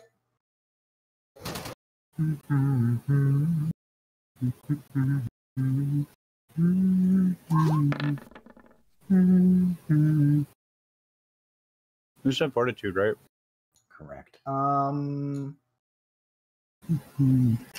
Okay, so yeah, he hits you and knocks the fuck out of your lungs, and you take a step back and you kind of huff and puff and try to catch your breath. You feel like it's real hard to move. You're now staggered, but you are able to catch your breath. Was that a save or die? It was a save or suffocate. So yeah, save or die. Holy shit. I mean, there was more rounds involved, but kind of. That's what that dude did when he died, yeah. And this dude's like a big pile of sluggy just goo with a bunch of chunks of slug meat in it, and it's like really disgusting. He's all chopped up and all gone. And like before your eyes, the sluggy goo seems to be just kind of like disappearing. Like it gets more and more ghostly and more invisible. And like in no time at all, like just mere seconds, almost like a minute in total, like every single bit of this slug and all of his goo that was around seems to just kind of evaporate and turn into like a black mist and like fly off. And as it does, you hear a voice call, "I'll be back." Creepy. And you find yourself amongst a big old sluggy nest, and there's slugs all over. It's really gross. Wait, there's still a slug over there, isn't there? Fuck, I just started deleting initiatives. But yeah, we'll just wrap it up as right. Like, there's a snail, and you guys all surround the dude, and he hits Barrel with a bit, he hits the cat a bit, and like it's a rough battle. But you know, eventually you guys are victorious, as you would expect the rest of this scenario to go.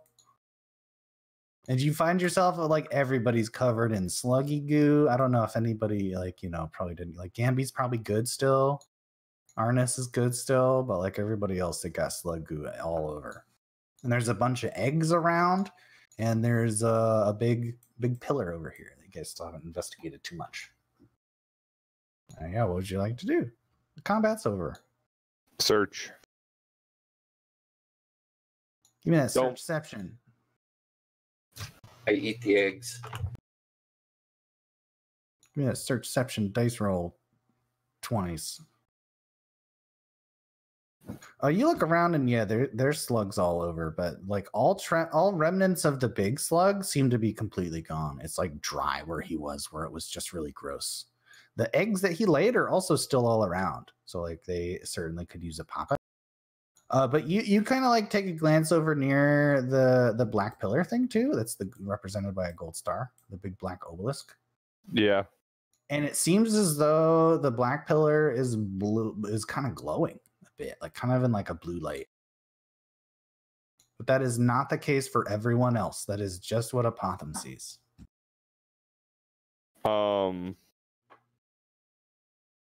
I knowledge arcana to understand the blue light, or should I? No, I want to knowledge spellcraft on that actually to analyze See what if that's a magic. spell? Yeah, or Okay. what kind of magic it is. Is it an enchantment? What is it exactly? It does seem like some kind of enchantment, but it's really hard to pinpoint. Like, it's making light, but it's making light in a really weird way. Like, you've never seen a spell kind of do it like this. Can I knowledge arcana on this now? Or Sure. okay.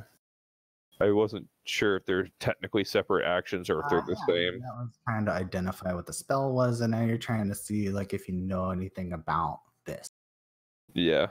And yeah, no, I mean you've heard of spells that make light and stuff, and you've heard of I don't know, I guess obelisks in the woods, but you are not certain. You do you approach the pillar thing like while you investigate it, or are you still like Yes. 60 feet from the thing? No, I definitely have to Gotta get go check it closer out. to investigate it. The closer you get to this thing, the brighter the glow seems to be. And like the rest of you guys see Apotham kind of like open-eyed, like jaw open, like kind of zombie walking towards this big obelisk. I throw To one the of rest the of you, it doesn't look like it's glowing at all. I pull out one of the wooden barrel staves that's in my inventory and I throw it at the obelisk. The wood smashes into the stone and has like no apparent reaction, but the light like continues to glow. Does anybody else have a reaction to like Apotham zombieing towards this thing? And randomly throwing a piece of wood at it. To everyone else, it doesn't. It's not glowing. Gorm kind of hoofs it over there and says, "Oh wait, Stavison, you all right?" Yeah, I'm fine. It's just this thing's glowing. Can't you see it? Arna says, No. "What? No, the obelisk has been here for millennia, but it's not. It's not glowing." It's glowing for me.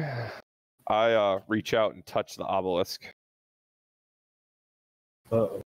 As your hand kind of comes close to this obelisk, like you notice as you start approaching, like it starts glowing brighter and brighter. And as your hand reaches out towards the obelisk, right where you're reaching towards, there's clearly like a brighter blue light in the shape of a hand. Like right where you're reaching for. I recoil back in fear.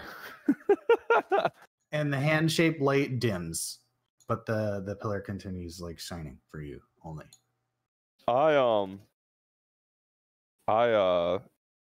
Fuck it. You only live once. I reach out and try to grab the hand and pull back like I'm trying to pull the hand out of the stone. Chaz, you're right there. Do you have any reaction? I am going to try and roll a reflex save to put a stop to this bullshit. Okay. With my reflex of 1, It's okay. He's gonna give it a go. it's 14. I'm gonna say 14's pretty good, and you know we're not gonna do contested checks or whatever. So yeah, I'm gonna say you're able to like kind of clutch his hand before he's able to fully contact the surface. What do you say? Does the phrase obelisk mean anything to you? No. Can we push it over? No, don't push it over. Nothing That- bad ever happens from pushing over obelisk. Come on. Oh my God, are you kidding? And I immediately recite like 3 major natural disasters that occurred from people knocking over obelisks that I know of from my knowledge of our Arcana. I think I know what Jay's referring to. Yeah, same. Yeah, I think so too. That's why I don't know what I'm you're talking actually about. what the fuck is that name of that YouTuber that had the obelisk that ever Puffin Forest. Puffin Yes, Forest. thank you. Thank you. Shout out to that dude. Oh, that's just a tome of annihilation or whatever. Yeah, it's like, Mhm. what happens if they knock it That's a over? book. They all die. Oh. I mean, you certainly can push over the obelisk if you want. Like, No, I'm good. I don't. So- I don't want Can I to. just- I don't want to venture down you that got rabbit those bull hole. rush feats? You got those bull rush? Like, this is your chance. Is that a challenge? Darren's like all about this shit. Like, he's like, come on, fuck it up, come on. I got a nice running start. Nah, I mean, whatever you're up to, it's just funny to talk shit about it. All right. Fuck you nerds. I'm running up and hugging it. I try to touch it again. Well, Pat runs up and hugs the thing, and you get right up to it, and it's cold. It's like a cold, big, kind of four-sided metal. And it's not metal; it's black stone. Okay. Where you hug it, though, you notice a bunch of gouges, and the gouges are kind of random. Looks like they're kind of just scratched, almost with a chisel or something. But below that, you see strange symbols that you don't recognize at all. Can anybody read this language? You like have a few moments of clarity, and like all your friends have kind of chilled you out from being so berserk. And you take a moment to observe the thing a bit more closely, and you see underneath the gouges that these symbols are familiar to you. Ooh, familiar. My God. The symbols at the surface level are almost completely gouged away, but as you look higher and higher up the pillar, the symbols become more and more obvious and less gouged. But these symbols are the same symbols that you know to be the ancient Aslanti language that you're trying to figure out. Aslanti language. Is that a lead? Your backstory is about that you were an orphan who was left with a letter in a language that no one understands, and like your quest Yeah. is to figure that out, right? Just as a reminder for the bros. Thanks. Because I kind of forgot too. Anyway. See? Amnesia. Exactly. Anyway. Or orphan. Okay, so I recognize the language. Do I have to roll an intelligence check or something to read it, or do I just like naturally interpret it? Yes, give me an intelligence check. Okay, so I want to roll intelligence now. Smart. Hey. That's pretty You're pretty smart. smart. You don't know what the fuck this language means, but you certainly can look at like the pretty pictures and the icons, and you can kind of like make a guess. And the best guess you can make from looking at this thing is that it seems to have like 2 repeating patterns. One pattern seems to show a bunch of stars, and another pattern seems to show a bunch of like maybe like rocks flying through the sky, something like that. And like that's pretty much all that the thing has is those 2 symbols repeating over and over, like one for space and one for rocks flying. So I take a piece of parchment and some charcoal that I have and make an etching of the symbols. Okay, yeah, it takes a bit. And through your time writing all this down, you notice as you get closer or further away from the thing, it clearly changes the brightness of its glow. Interesting. So I'm obviously making contact with the obelisk at this point to like make the etchings. I have to rub the charcoal on the paper over the symbols. Whenever your hand gets near it, it makes a blue glowy handprint, like beckoning. Interesting. But it doesn't like pull me in or anything. No, it's not. It's certainly not like a. It doesn't seem malicious or anything like that, as far as you can tell. It's not trapped or anything from your time, copying the runes onto paper. It's just that every time you've gotten your hand close to the surface, it makes this bluer light that's a hand shape that kind of follows your hand around, like definitely beckoning. But nobody else can see that. Yeah, I continue making the etchings and try to identify. Can I try to knowledge to the hand to see if it's like a certain spell or something that's doing that? Is it like a mage hand or? No, it's just like an image, right? Like kind of a rune or, just an outline of blue light on the thing. Interesting. It's like, not any spell you're aware of. Like, I mean, maybe arcane mark or something like that. Okay. What a weird conundrum. Aslanti language. And Arnis is like he starts squishing eggs, and starts popping them with his boots and with his staff, and yeah, Gorm sets about. God damn it, Garland sets about doing that.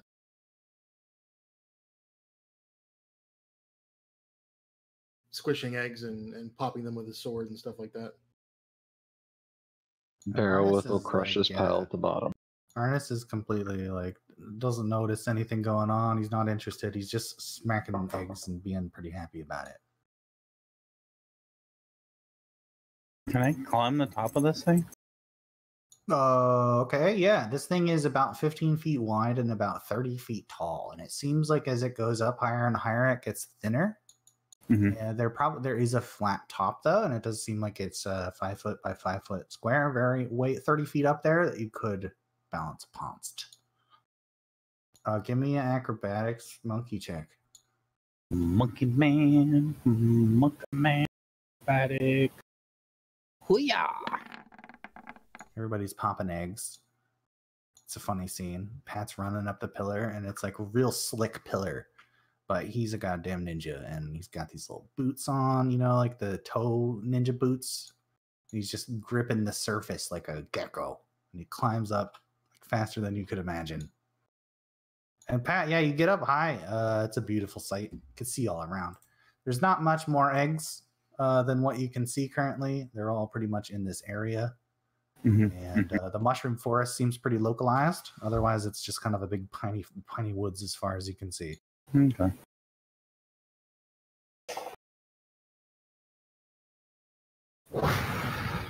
The stone under your feet feels cold and has no doesn't seem to be swaying in the wind or anything like that. It's very sturdy. Is this thing's floating in the air, correct? It's not grounded. No, it's an obelisk, right? It's in the ground, it's okay. Embedded in the ground.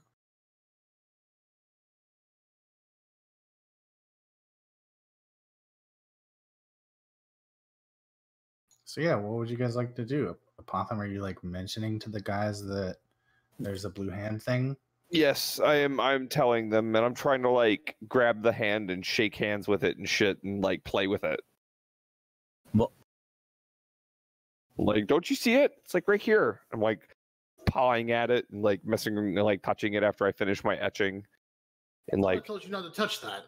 Well, I mean, obviously it hasn't done anything to me so far. It just keeps beckoning me to do something, come closer. So, an otherworldly force is beckoning you to do something, and you just... I didn't take you for the religious type. I'm not, but, sometimes these forces like to give money. So, money's I think you should just let in and go in.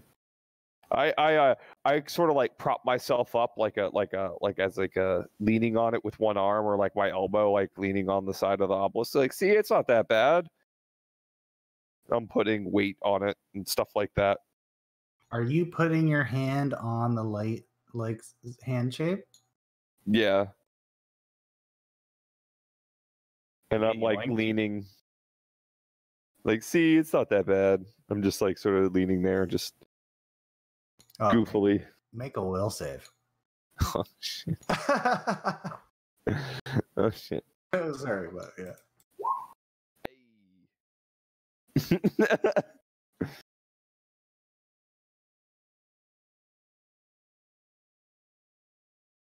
You touch this thing, and as soon as you do, holy shit, yeah, you get absolutely blasted. As soon as you touch this thing, you get absolutely blasted. And even with your will save, like you feel like you can resist whatever this is, but as soon as your hand touches it, you just feel like lightning like coming from the thing through your hand into like your skull. What? And it hurts terribly. Yes, it does half of your life, which I'm subtracting from your shit. Thanks. But as you do so, right, like your hand is super stuck to this, and the moment of pain kind of passes, and you have kind of a moment of calm, and the pillar is as bright as the sun with your hand on it. But you see in front of you a small square rectangular space in the side of the pillar opens up. And your hand is no longer stuck to the glowing beam of light. And the glowing light kind of dims, and like you're kind of back to normal. And there's a rectangular hole in front of you going into this black stone about 5 foot by 5 foot wide. Wow. Can we see that? It kind of looks like a compartment, and it's like hard to see in because it's kind of like the rest of you guys, it just kind of looks like black rock, you know? And yeah, there's a hole, but there's a big shadow there. I look inside the compartment.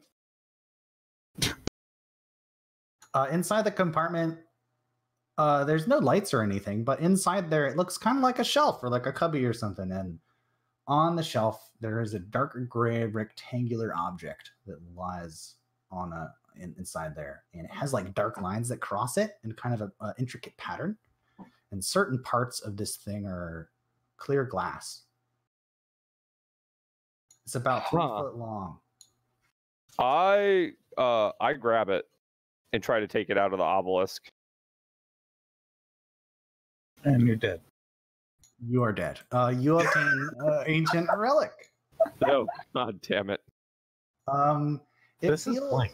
You pick the thing up, and it's really weird. It's about 3 foot long. It's about half a foot wide, and the corners are kind of smooth. And it's a weird object. Like it kind of looks like a long rock. It fits well in your hands. Yes, it's supposed to be blank. It's an ancient relic. You don't know what to do yet. I just didn't know what it looked like. No matter what it do. You try to pick it up, and it's a bit heavy. You got to use 2 hands. It's like heavier than you expected it would be. But it fits pretty comfortably in your hands. It's got nice rounded kind of like rock edges, and it's kind of a long, thin rock. There's a bunch of symbols carved into it, and certain parts of this rock are made out of glass. Upon further inspection, you do notice that some of the runes on the rock, like object you're holding, match the runes on the pillar. Huh. Can I knowledge arcana this object to see if it to identify if it's magical? I also cast detect magic at this point to aid in my roll. So I think that gives me bonuses. 100% on fire magical, but yeah, roll arcana check. And then I think that gives me bonuses. This thing reminds you of like a wand. But it's weird. You've never seen a wand made out of stone. And especially not with like glass embedded in it and stuff. And like lines of metal, seems like, as you look closer. I hold the wand and try to oh fuck, I don't even know what to do at this point. Clearly I can't identify it. I'm not rolling high enough. It's kind of a two-handed wand, yeah, but it's like a rock. And two-handed wand. That's the best you can kind of tell. Never heard of that. See him pull out this big ass rock. It's like 3 foot long. It's half a foot wide. It's like a big kind of log shaped. Looks fancy. I'm gonna take. I'm a. Hey Gamby, this looks like something your mom would use. Oh, I have no clue. I don't know. What? Something your mom would use? I mean, again, being a wizard, you've seen wands. You've seen all kinds of different wands. You have seen little wands made out of like crystal and stuff, but you just never seen like a two-handed wand thing like this. No, bro, that's a janky wand. Arnis, in the millennia that the obelisk has been standing here, has anything like this ever happened? Arnis is like turns and he's like, in the big pile of snail eggs. He's been squishing them, and he turns over and he looks at Opotham standing there with like this thing in his hands, and he's in the hole open in the obelisk, and he's like, "What the fuck? You opened it? Yeah. I didn't think it opened. What'd you get? What's that?" I mean, I hold the wand out and I'm like, I just look at him and go, this was inside apparently, and it has the same markings as the obelisk.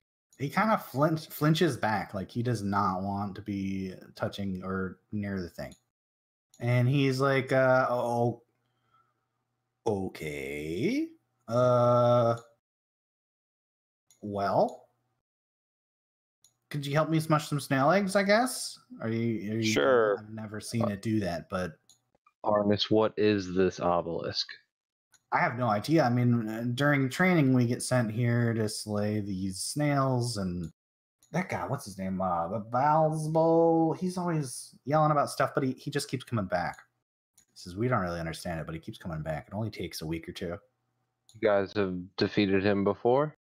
Of course, our order has defeated him for millennia. It's kind of a rite of passage for us. And it seems his entire philosophy is, in his words, it seems his entire philosophy is, in his words, fuck knowledge. Yeah, that dude's a dick.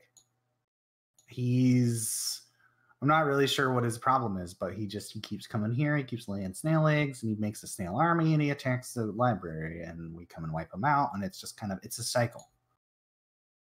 Sometimes he builds up a big army, and, he takes some losses, and this time it been pretty weak, but it's just thanks to you guys, we kind of took care of it all.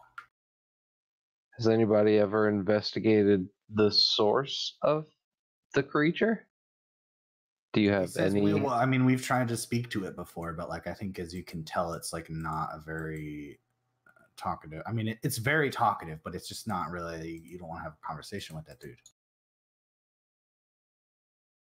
He says, "So no, we don't know what his deal is." Okay, well, we came out here to kill a bunch of snails, and then you kind of promised us a monetary compensation afterwards. So, are there more snails, or is this it? He says, "Certainly, mission accomplished, you guys. Good job." Nice. Can we take a midday siesta, a long rest, and heal up? Oh, I wouldn't rest here. It's not a very good. There might be snails coming back and stuff, but we could certainly find a place nearby in the woods, just a few hundred yards away. Damn right. Can I roll a survival check to find a safe spot? Certainly. Is that what we're doing? Does everybody agree to go and try to camp and stay here for the night? It's probably it's 2 or 3 p.m. In the afternoon. You feel there's still a good amount of the day left, but you could certainly pack up for the night, take a nap. I wasn't thinking about packing up for the night. I just thought we could take I don't know, what in Starfinder, a 10-minute break. Is there anything like that? No. No, Pathfinder does not have short rests. It just has long rests. I think the only thing I can don't restore your life like they do when you're in town. I think the only benefit to short resting for any class is wizard, because I can take time to prepare spells that I haven't filled slots for. Pretty much, yeah. And that's the only short rest thing that exists, really. Yeah, so no. I mean, you feel with the remainder of the day, you could likely get back to town if you hit the road and have a nice rest and nice soapy bubble bath in the inn. I'm looking forward to it. Yeah, I'm ready to go. Yeah, let's go back to town. I'm craving some more honey and toast. Ernest says, "Yes, toast all around. The order will buy all the drinks. Don't worry." Pat backflips off the obelisk. It's perfect. Nails the landing. The best thing any of us have ever seen.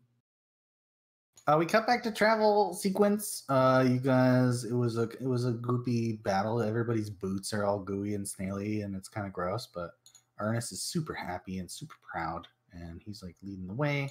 It's a nice trudge through the woods.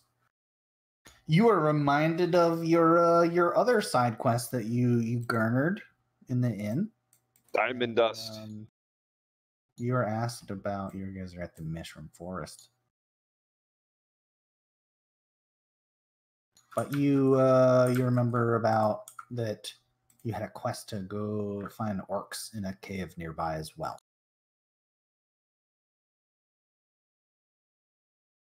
Oh yeah. The orcs were to the southwest. On the one hand, I think we probably need a break. I don't. That acid got me pretty good. I prefer to get some rest. On the other, we are out here already. Do we really feel like traveling back here? I mean, I still have plenty of spells, and I can definitely provide lots of support. I have a second fireball I can shoot. You know, like, I'm ready. I'm pretty sure that you guys heard about the mines, but you didn't really like follow through with the blacksmiths to go get the full details. You just heard that there was some orcish mines like to the south.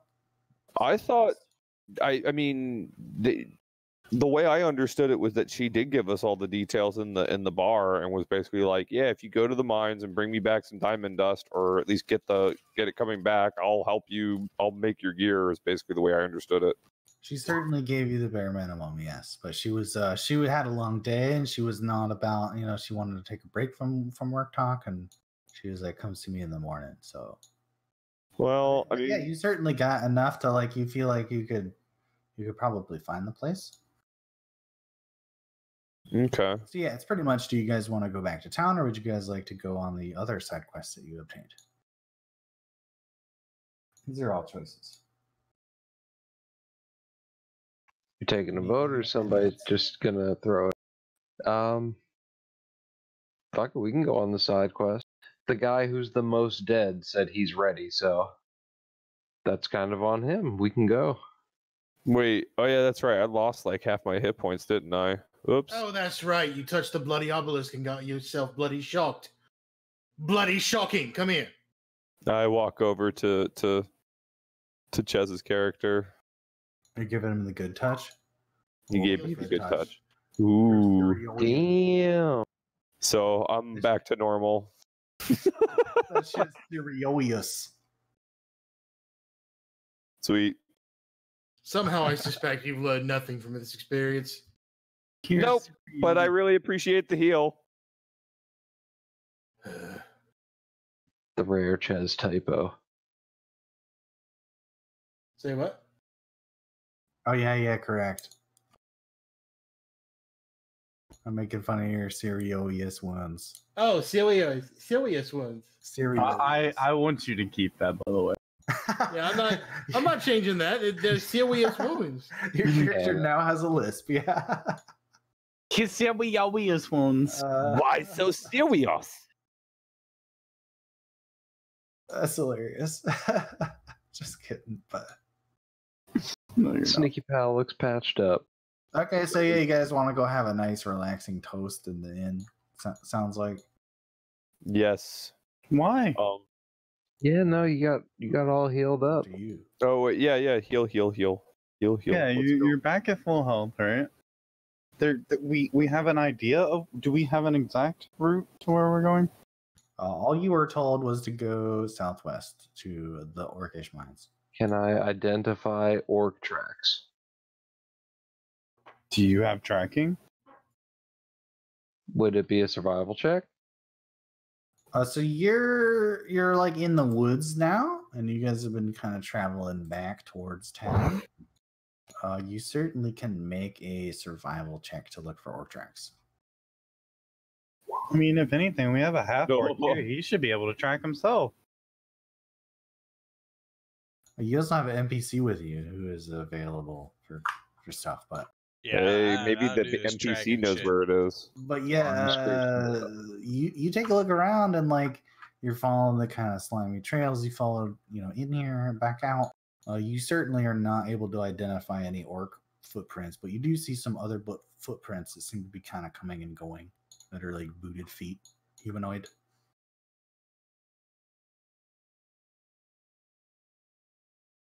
I try and That get the away. group to follow. Yep. Okay, you guys are heading for the Orc Mines then. That away. Orc mines. Yep. Zozo's just pushing everybody along that doesn't want to move. Move me. You guys have a nice adventure through the woods. Foresty time. And it's just like it's all pine woods. And it's kind of nice. The woods, the trees are kind of dripping a bit, and it's just kind of the way the wind is working here. The water's like condensing from the mountains and making all the piney woods really drippy, and it smells like Christmas. Fantasy Christmas. And Wait, hang on. Now it smells like Christmas.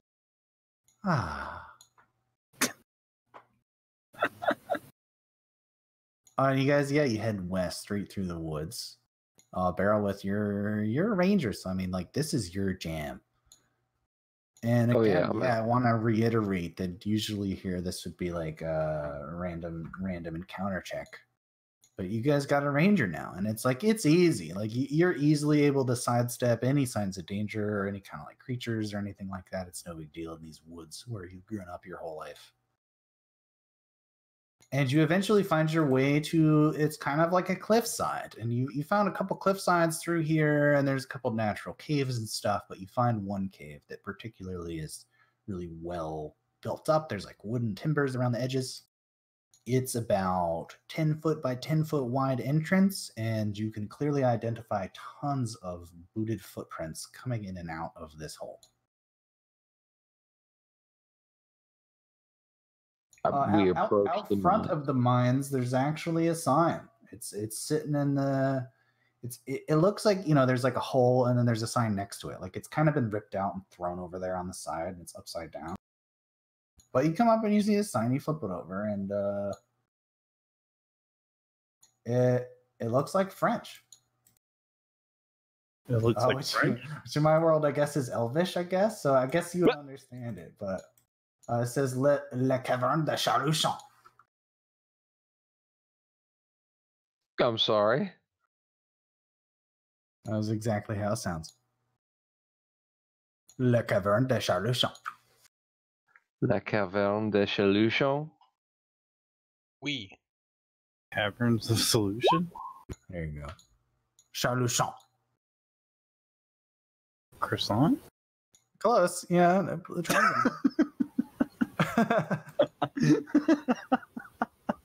But yeah, that's what the sign says. But- And there's a fuck ton of signs of like buns and stuff that have been gnawed on, and like booted footprints coming and going. Yeah, before I walk brazenly into the cavern, can I just take a look around and make sure I don't see anything, bless you, dangerous, or catch signs of anybody hiding in the brush around us? No ambushes. Make a perception check. This is your jam. Oh yeah, and I guess I'm gonna. Oh dang, jeez. I guess Arnis is gonna be like, yeah, nah. Arnis didn't really want to come along on this adventure, and so Arnis Okay. he went back home. That's okay, because Arnis really creeps Sparrow with the fuck out. Well, you don't like Arnis? Have Think you he's ever in- seen somebody age in reverse? No, but he's pretty cool. He's fun to keep up with. Benjamin Whatever Button, he is. Benjamin Button looking ass. Whatever he is, his symptoms don't seem of this world. You'd say that if you were magical too. Well, he's magically bonded to the Bibliotech. So We that's don't know why. that. I thought he explained that to us at one point. Has anyone asked if we're going to be magically bonded to the Bibliotech once we're like members? Is this everybody that's involved with that library? We'll see when we find out. I'm already old as it is. I prefer not to get any. I keep getting his voice wrong. I'm already old as it is. I prefer not to get any older just because I'm not at a bookshop.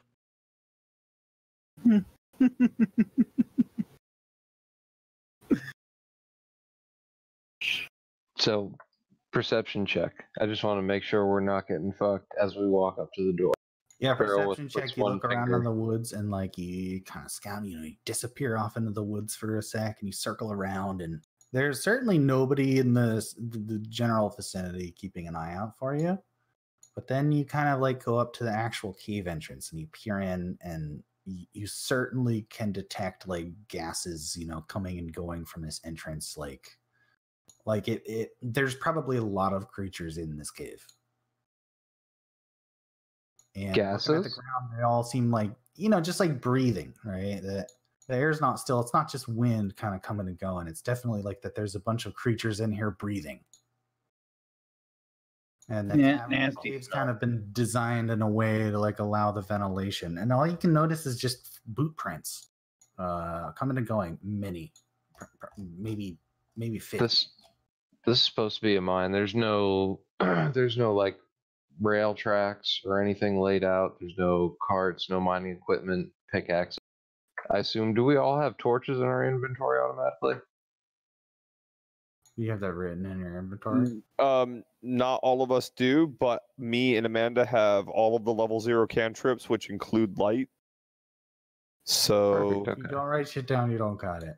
I Well, don't. You peek into the cave and you kind of focus on your LV eyes. You kind of like, focus on the darkness.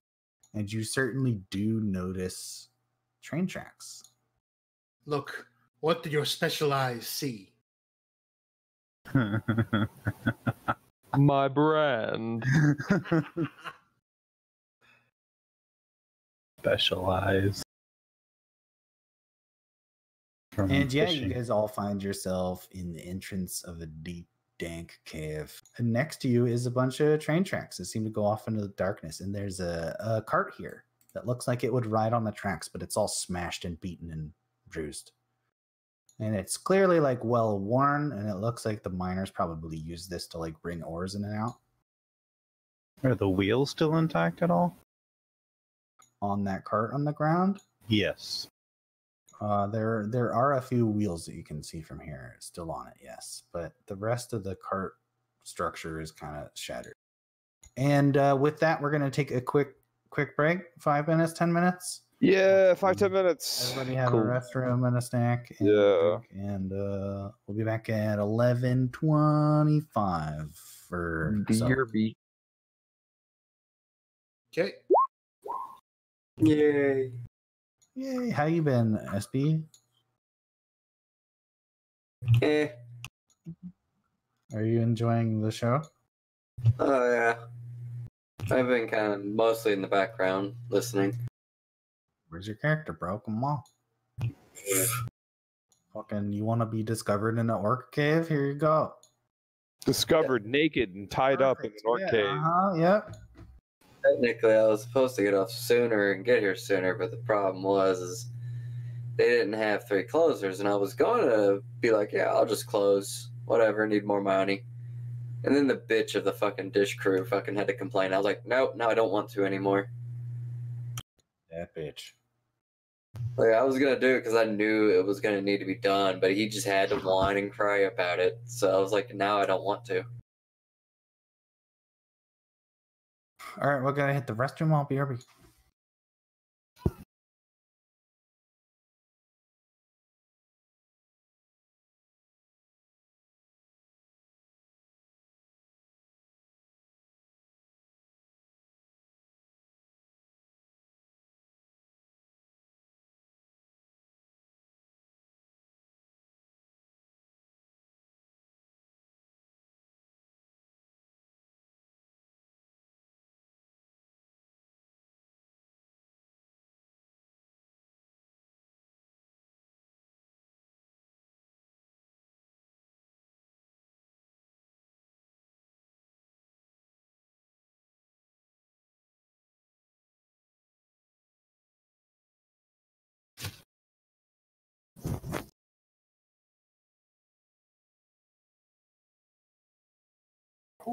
Think they win.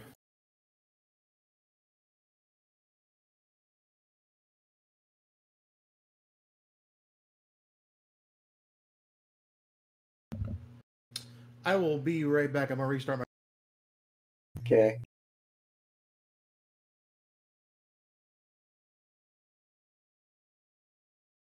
Hooray, my match is almost over.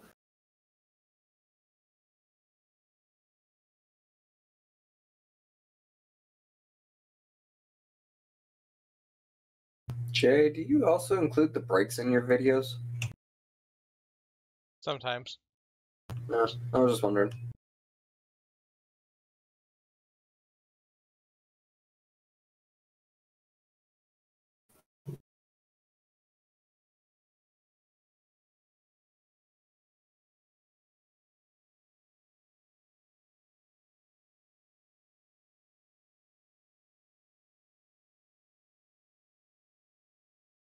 Be right back.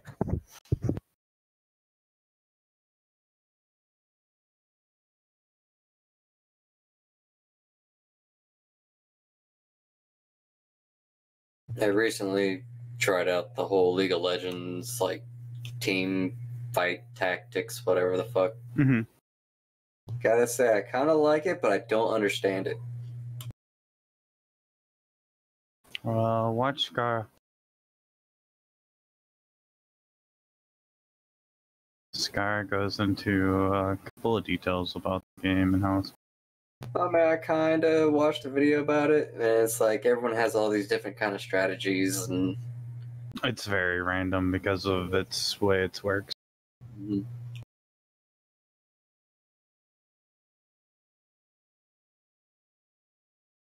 It's like I've always said about League, you just need more games under your belt to understand what the fuck's going on. well, it's not just that. Is the fact that once you understand and know the mechanics, you pretty much are guaranteed to climb the ladder. It's just gonna take a while. Yeah. You just have the advantage because you know the tactics. You know what to do. You just gotta hope RNG's on your side. Is all. Mm-hmm.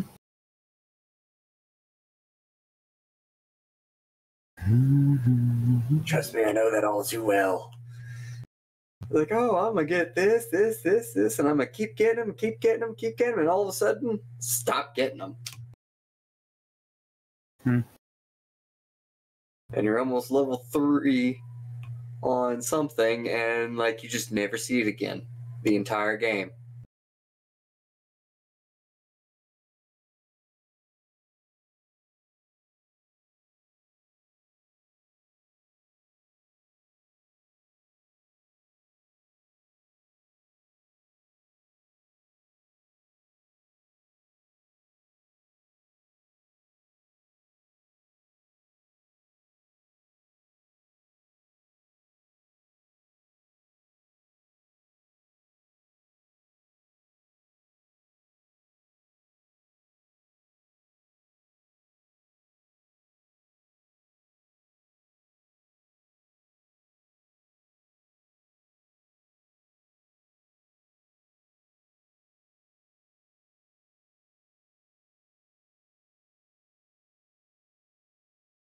I'm back.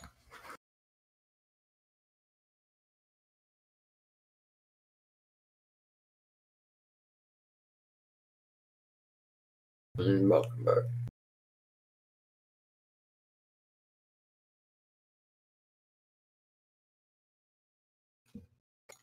Got a damn full house in here.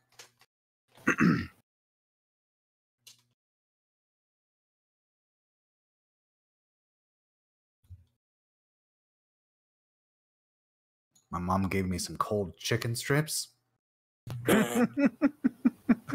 Leftovers. I was like, fuck yeah, cold chicken strips. I'm back. I would have been like, Mom, you had one job, and that's no cold chicken strips. No, I'm fine with this.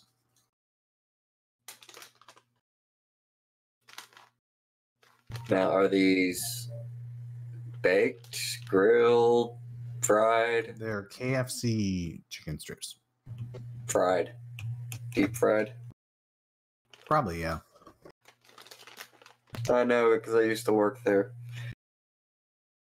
Oh, yeah.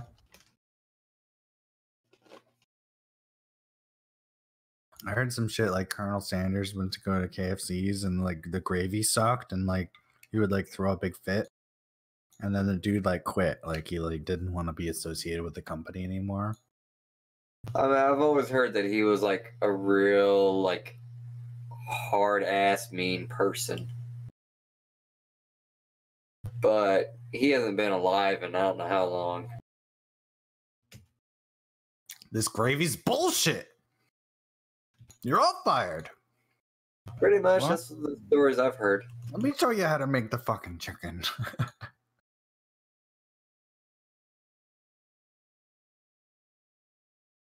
I hated that place. It was terrible.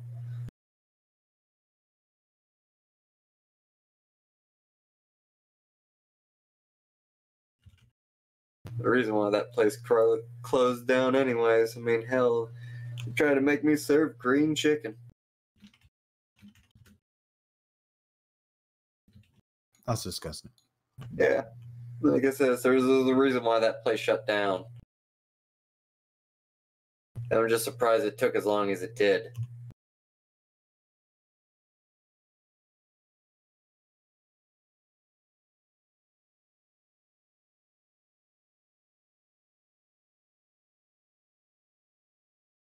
Okay, so who's back? Nerdo roll call. Apothemy here? No, he is not. No. Okay, she here though. Big J? Yep. Ches? I'm here. SB? I mean, I'm here, but Audience. I'm Yeah, not. I'm I audience. I know you're still here. That's good. Pat? Well, Soltis? Okay, we got no Brian's. Brian and Brian's not at Apotham. all. It's okay. Brian, SB's Jay, here Apotham. for Moral here support. for, yeah, moral support. Yeah, he's a cheerleader. You can do it, guys.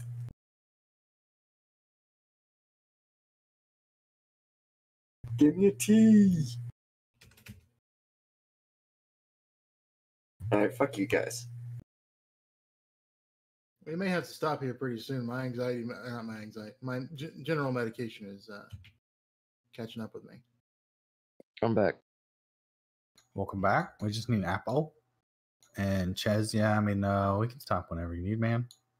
I figured to go another 30 minutes if that's cool. Yeah, I think it should be okay for that. Just not much longer. Okay. Everybody cool with that? Another 30 minutes? no, whatever. See, And we just need Apple. And we're ready to roll. Amanda, can you yell at your husband? I literally just did. Thanks. Thank I'm you. glad we're man. on the same page. You're Yeah, the no. best. You're the best way to get in touch with Apotham. Yeah. Yes, I'm definitely. sorry to say that, but yeah. No, like 75% of my Discord messages are our mutual friends telling me to tell Alex to check his Discord messages. that's So- hilarious. Yeah. Kind of unfortunate though. I'm used to it.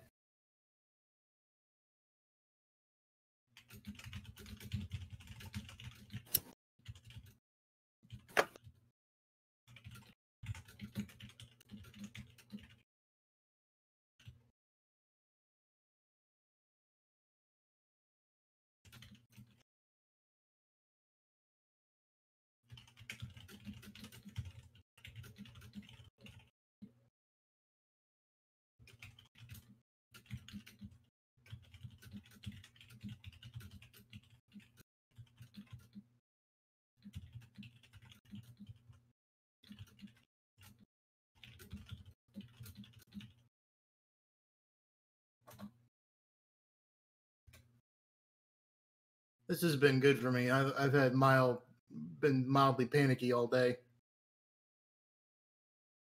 I'm sorry, man. I mean, I'm glad it can be a distraction from that or whatever for you. Yeah. Ches, I got a picture. Oh. Oh. Oh. I'll just show it to everybody if I can put it in bullshit. Kitty on adventure! Bum, ba, bum. Oh my god. Okay. Kitty on an adventure. That cat. That cat is cute. That that sunburst or whatever. Mm-hmm. What's it called? Solar burst. Lens Mhm. flare. Cat is on an epic quest. Need you to write a whole story about it now. I will do that. I'm also going to post pictures, a couple pictures of my cats. Well, my roommate's cats.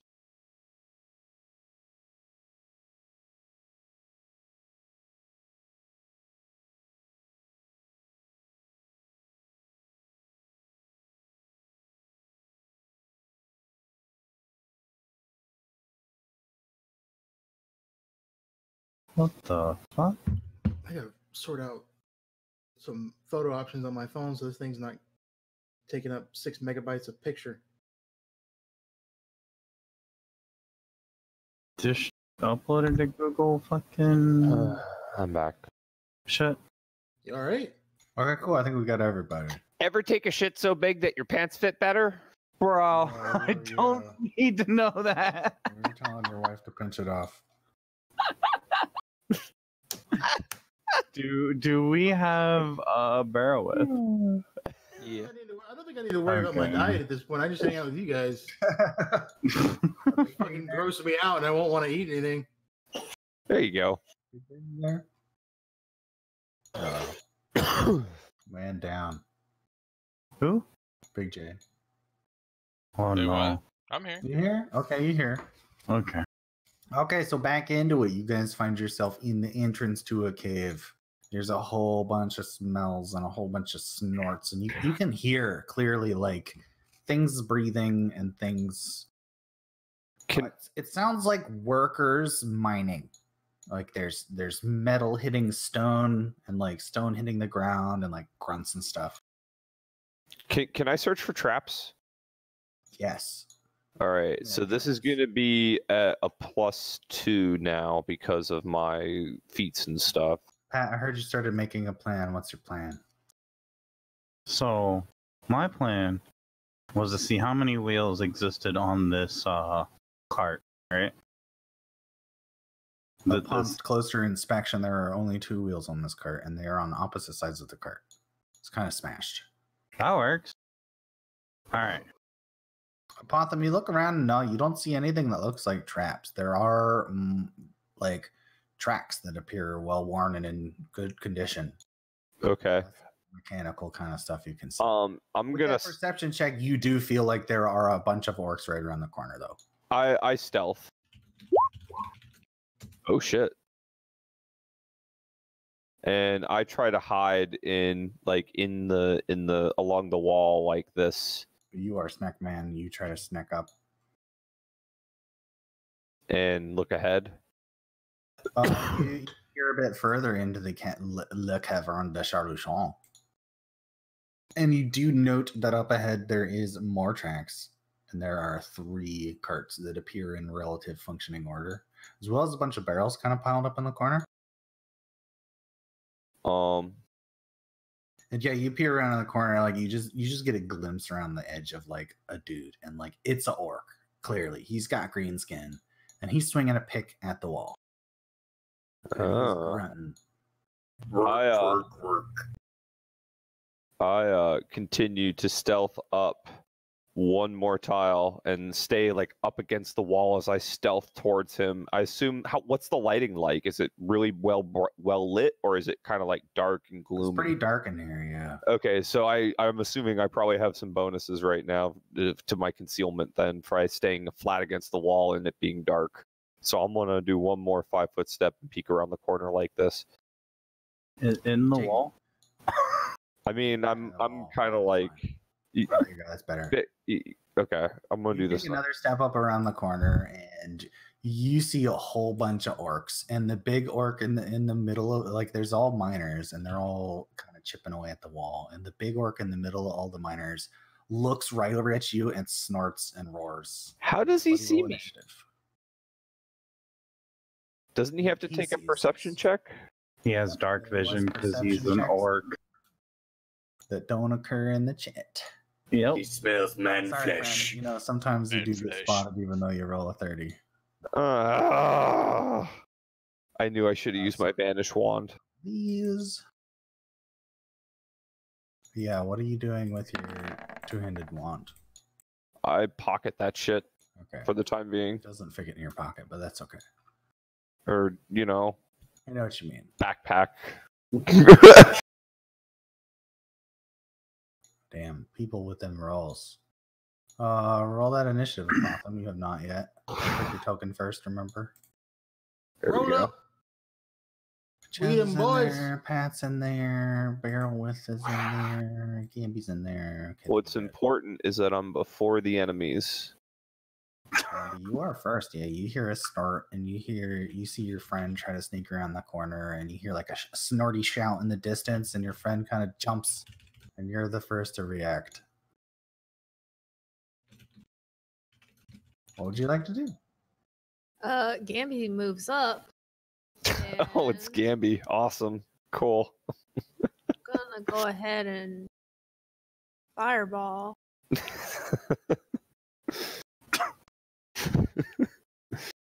The signature move. I'm amazed you didn't use a lightning bolt, Amanda. That would have bounced great on those corners.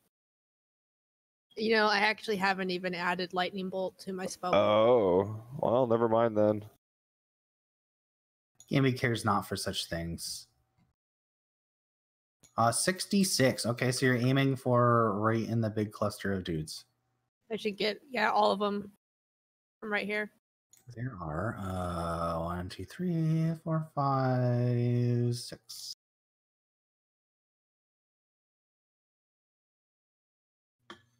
None of them make it. None of them make it. None Oh, of them make it. None of them make it, and they all take what was it? 25. All of the orc miners are absolutely obliterated. Oh shit. The one orc in the middle is super pissed off. They all drop to yeah, actually they my bad. They actually all drop to 1 life. Oh, shit, they're orcs. Should I fireball at this point and just end it here, or do we keep going? I don't think I should burn my other fireball. I think we should just use our weapons and kill them all at this point. You make a huge amount of noise with this fire. Speaking as someone who is going to have to go to bed soon, I prefer to end it here. Not in the session, but in the combat here. Yeah. Or like end it quickly, I guess is really the name of the game. End them rightly. Well, I do have burning hands. Okay, so that was Gamby's go. Next up is Big J. Alright. Well, since they're all fucking dead already. 1, 2, 3, 4, 5, 6. And let's swing at Orc Miner number 1. And just Okay. because, let's fucking bite him. 20 is a hit. Yeah, you bite this dude. Would you like to describe how you kill him with your bite? Just like around the jugular, just rip it right out. Arr, arr. Yum yum. Vicious. That's it for you. Next up is Orc Miner. This guy, he's pissed off. You just bit his friend's face out. Wait. He runs right up. Hang on a second. Oh, never mind. Sorry. Never mind. No, nothing. He runs right up and he hits you with his pickaxe. Was it That's a 18 hit. Yeah, okay. 5 damage. Oh upset? no, not 5 damage. Pat, you're up. Mm, 5, 10, 30. Time. Bare hand this guy.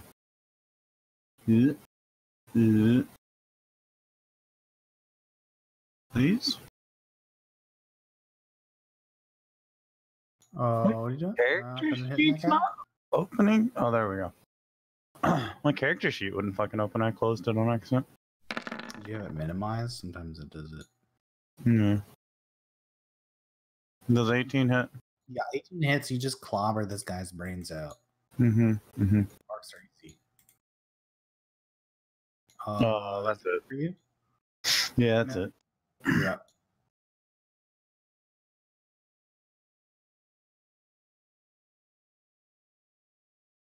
Jez, you there? I am. Let's see.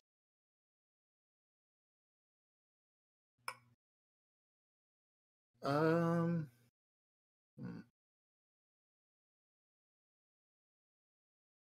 What to do? What to do?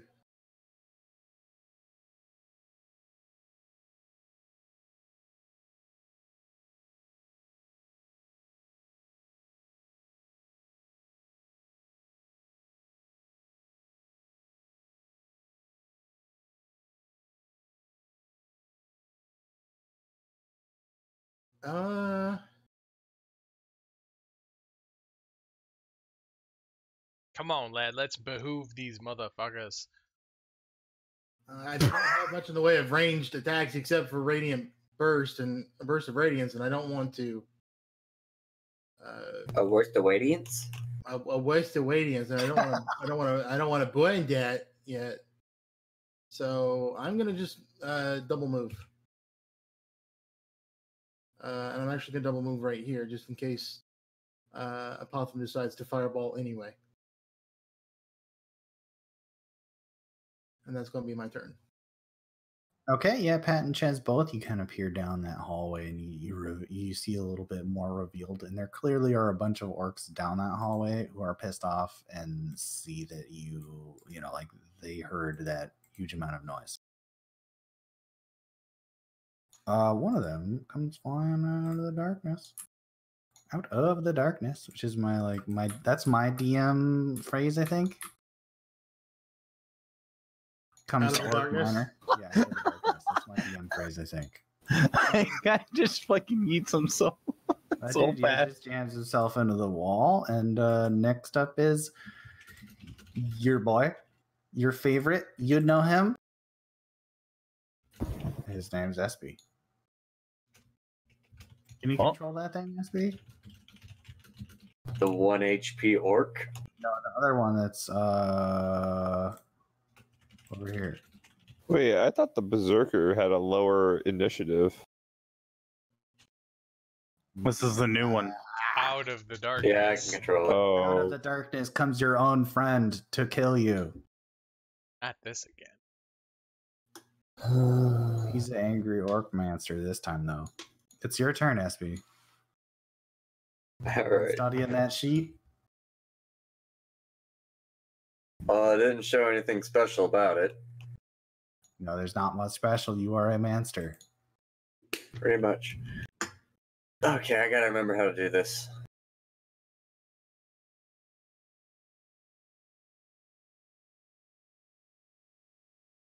I guess just move up the 6 squares and then that's it. You get 30 'Cause I feet. can't You do can anything. double move too if you'd like, or you could throw Oh, a yeah. javelin, which you have. You could also rage. You can toss throw a javelin at your friends, though. Yeah, it's on your token. If you just click the token and then you say who you want to kill, click that button. Oh, the Can you see it? Yeah, like click the token and then the top left. Yeah, there you go. I like put all this shit in for the monsters. So you're throwing it. oh, I'll throw it at Pat. 16 hits, I think. Let me confirm. Out of the darkness comes a It's faintly recognizable orc who just thrusts a javelin, and you feel like you can catch it. You try to catch it, but not like stabs through your forearm. It feels bad, man. I smell man flesh. This orc runs right over next to his boys and tries to attack Big J with his pickaxe. I don't think an 11 hits, though. No. This other dude runs around to Big J and pickaxe. Is 18 hit, though? C. And Apothon, you're up. Back to the top. Please take that damage. Got it. okay. 15 feet would put me The best thing I could do is clear the rest of the damage dealers next to Big J. But where could I position myself to do the maximum amount of damage? No, he's calculating. Because I want a Burning Hands. 1, 2, Carry the 3. Square root 3 arcs. Swear to God, Oh, if this you is want- gonna be risky. This is gonna be worth it though. All right, so we're gonna do 1, 2, 3, and then I'm gonna tumble here. So that's 1 Okay, attack of avoid that opportunity from arrow. here. So I have to tumble. That's gonna be a DC 17, I believe, or 15 for this one. But the next one's gonna be higher. It's gonna be a 19. So we acrobatics. Oh no! Oh jeez! Out of you. He fucking slices the shit out of me. And I- you land like in the other dude's range too. Yeah. So I'm You can continue moving, but you will take another attack. You can't take. I have- another I can't acrobatics or whatever. tumble. All right, so now I have to concentration here because I don't have a choice at this point. It's not really what I had in mind, but it'll have to do. And I think the concentration check is my caster level plus my main stat mod plus 1d20. So it's going to be 5 plus my 1d20. So essentially, so you're casting defensively. Is that what you're doing? Yes, that is correct. Okay. Oh, fuck. But it's a level 1 spell, so I think that's high enough. Once. So that's a 14 total. The DC for casting defensively is 15 plus double the spell level, which is Oh, 17. no. So you are not able to cast defensively. What happens in that scenario? Yeah, if you I want think to they cast spell take without attack- provoking, you must make the check 15 plus double the level. You lose the spell if you fail. Oh. So essentially, he doesn't hit you, but you lost that spell. Fuck. Oh, it's just one bad roll after another. Moving a thing, that's all you get, right? Yeah, that's it. Bert, I'm what's done. your up I'm next? I'm screwed. Did you get skipped? Maybe you got skipped early on or something. Wait, what? Who? Barrel with? No, Because I rolled Apothon went 13. twice. Did you just go once? No, I No, didn't go twice. Apotham initiated everything. Oh, okay. Yeah, and Uh, Genshin. He tried to Fireball. he tried to sneak up in the dark against creatures that can see in the dark. Okay. Oh, that's right. Fuck. Well, you know. I mean, I even Ah, told you why you got Soul. Yeah, I'm dumb. They have dark vision. Duh. You're fucking retarded. They're all That's just looking why- at you that's like, why what the Bear fuck was is this just moron like- doing? I don't have to roll anything. They just see you. I'll let you last, little human. You're up Which- next, big boy. Oh, who are you shooting? Which one? In general, please call your targets before rolling. My apologies. Everybody was talking.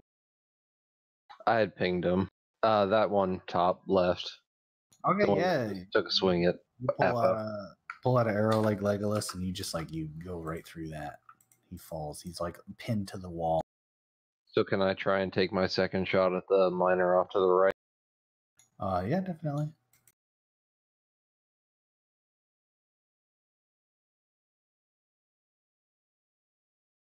I think it's a -2 or whatever. No, at the highest bonus. That's so good. That's still good, and yeah, your second arrow. Yeah, would you like to describe how you do this cool 1-2 kill? I tried, Ches. Oh, he's gone. Hmm? Ches died. I think Ches died. Oh, Ches did leave. Damn it. Is Discord not playing sounds for anybody else either? No, it played him leaving for me. Yeah, I heard him leave. Mine hasn't played anybody entering or exiting all. Quad. Must be in your settings. Oh, Chesley's internet died. Oh no. Barrelwith, you made 2 attacks. Are you good? Yeah, Is that they it for did. you? Yeah, they did. Next up is your boy, SB 86. Oh, what is it, 89? No, that's the 1 HP berserker. Is he No, both that's SB. berserk? Yeah, he's both berserkers. Yeah. Oh, all right. Mm, And now this one would like to rage. That's allowed. I think there's a button for it. Yeah, you can. Yeah. Yeah, the button says stuff. Yeah. Okay, that's the button. Good Very, programming. very descriptive button. Essentially, all your rage shit is already programmed in. Like the enemies are assumed if they have rage to always have it on, pretty much. Anyways. Yeah, that's how they give you the stat blocks. They're like orc berserker, and he can rage, and like here's his like while raging stats. Mm. Well, this one is going to be furious, and am I still allowed to attack after raging? So you could take a 5-foot step. Yeah, you can rage as a free. You could 5-foot step, and you could double. You could do the great axe bite button on Big J or Pat or Apple, actually. Any of them. Alright. Because this orc is dead, and you can stand him. Yeah, I was gonna say he was gonna stand on its body and like do the axe bite thing to Big J. Holy. Oof. I can take it. 21 damage, pretty strong. Nope, I'm good.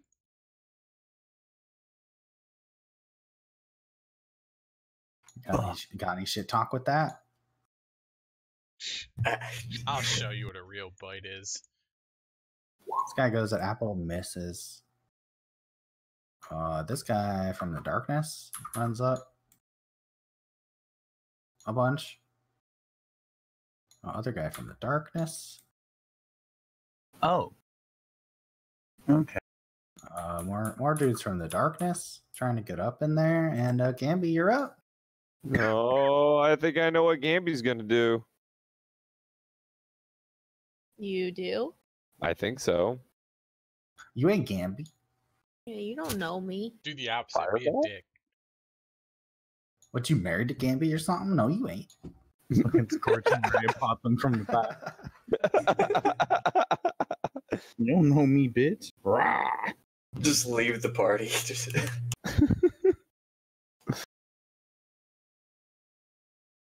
Gamby is going to Scorching Ray this guy. Which one? The one that you're right next to? Yeah. Okay. Is that one target or is that multi-target?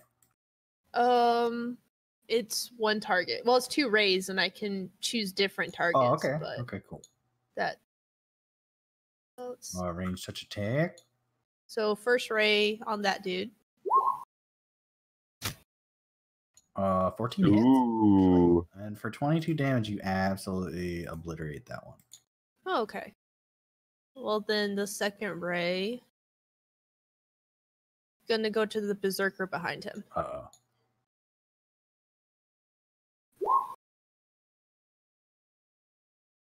14, does that hit you, SP? What is That's gonna be touch AC. Oh, it's touch. no, it's 11. That hits. Yes, touch. Touch. 15 damage, pretty rough on an orc man.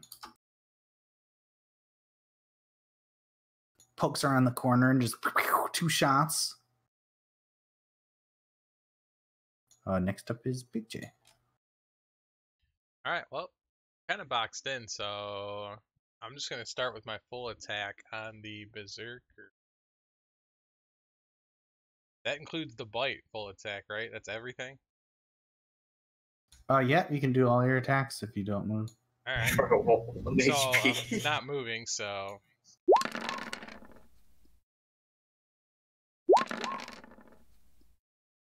So yeah, let's take it one at a time, right? So you do 1 attack and you hit the berserker dude with the 22 and he dies. You killed your friend. How do you feel? I feel great, and now we're gonna cleave right on to his next buddy above him.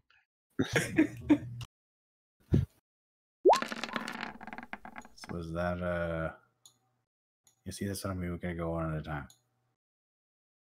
So you did a great sword. Well, let's just say the 22, and the bite like that didn't really happen. And then you did a 25 for the cleave. We To the just dude next to him, we just chopping fools. which is this guy, which just straight chops him. And now you have no more targets in range. Do you want to bite a possum? What? Maybe. Why? I'm in like a wild rage of cutting in half, and I just kind of got lost in the heat of the But- moment. I can see that happen. He's not very smart. Bear is trying to kill me now. I see what this is. It's 2 damage. I think He that doesn't misses want 2 anyway. casters in the group. I It's good role understand. playing. No, it's good role playing. Fuck. I'm glad it's Does it minimal hit, or- damage. No, that misses. I'm at 16 AC. My bad. Oh, thank God. He goes at you again. His teeth clack together with like a wooden clunk, like just barely. You dart out of the way. Pat, you're up. I can feel the steam of his breath on my arm. Gotta give me space while I'm slaying here. I'm just gonna because there's a lot of that. 16 hit. Against this dude? Certainly it does. For 10 damage, would you like to describe how he dies? Face palm and head explodes Like against a wall. watermelon. Yeah. It's terrible. Mhm. It's disgusting. Um. Anything else? Are you getting vengeance on your boy? You can still 5-foot step, right? After a move and an action. So you still No. have your Remember. Yeah, you still have like whatever movement you have, right? Like you can like move, attack, move, can't you? Like as one thing. I don't I'm pretty remember the rules. I didn't move very far. I was here, right? Now I can move here. That's like 5, 10, 15. And I have 50 movement. Yeah, I would say that you could move, attack, move. Yeah. Okay. And then I can burn a key point for another attack, right? Mm-hmm. Okay. That's what I'm going to He's a monk. That one in the back called you a bitch. Gonna hit the berserker. Oh, it's personal. I gotta, yeah, like it's not the berserker. It's your boy. It's your dead, maybe? Oof. Yes, but the orcs got something. I don't know how the orcs. Dude, yeah, so you smash the dude and like he falls to the ground and he stands right back up. And he roars in a rage and he has the orky thing. Oh, I couldn't like take my leg and pop it against his head and bust it too like a watermelon. Unfortunate. No, you like try to, but like he like woke up and jumped out of the way and Chaz, you're up. Chaz is gone. Yeah, Jez is not here. Just have him heal Big J. Drunken cleric number 2.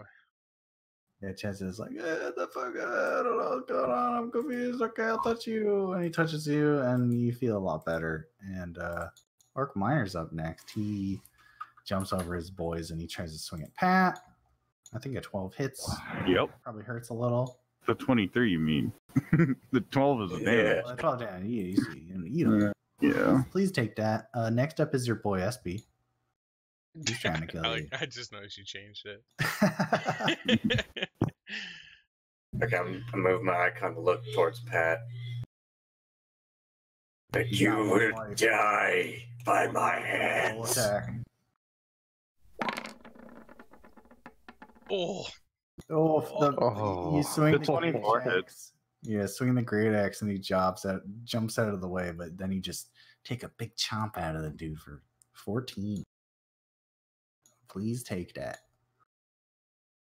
Potham, you're up next. You just saw the orc just took a bite out of your friend. What do you want to do?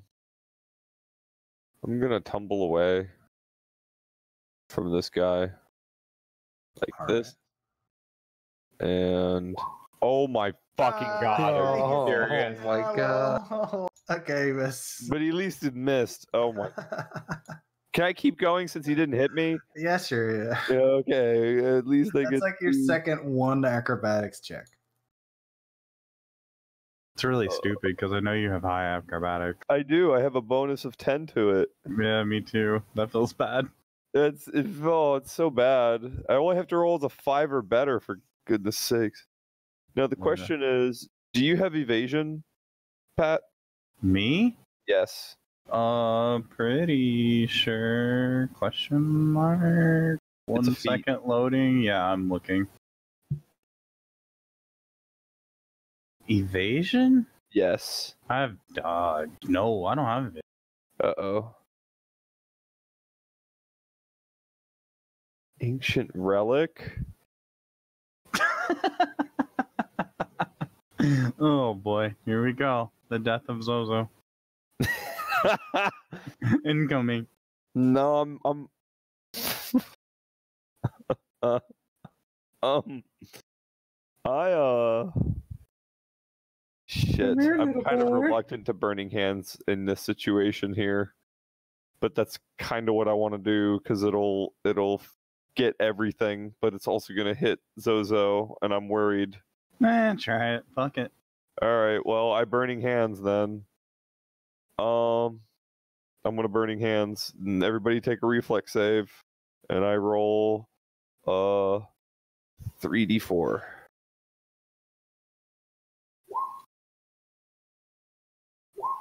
Pat, that includes you. Yeah, no, I gotta find reflex. 11, 15, 10. I like those are good.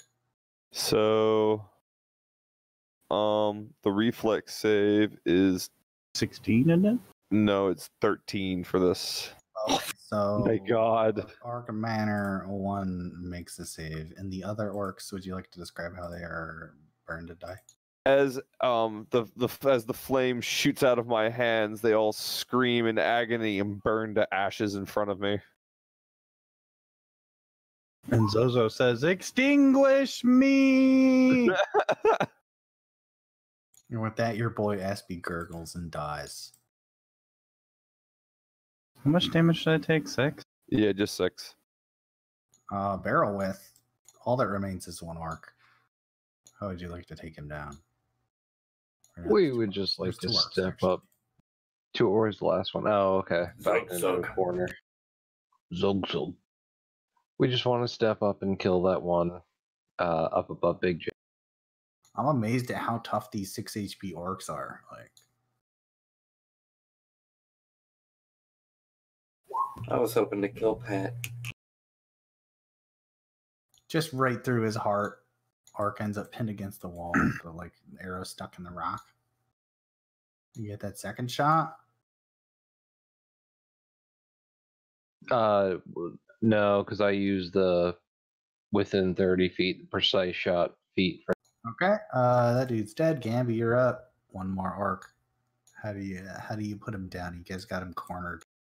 I'm gonna go ahead and continue what's been working, and I'm gonna do another scorching ray since I still have more. So first ray,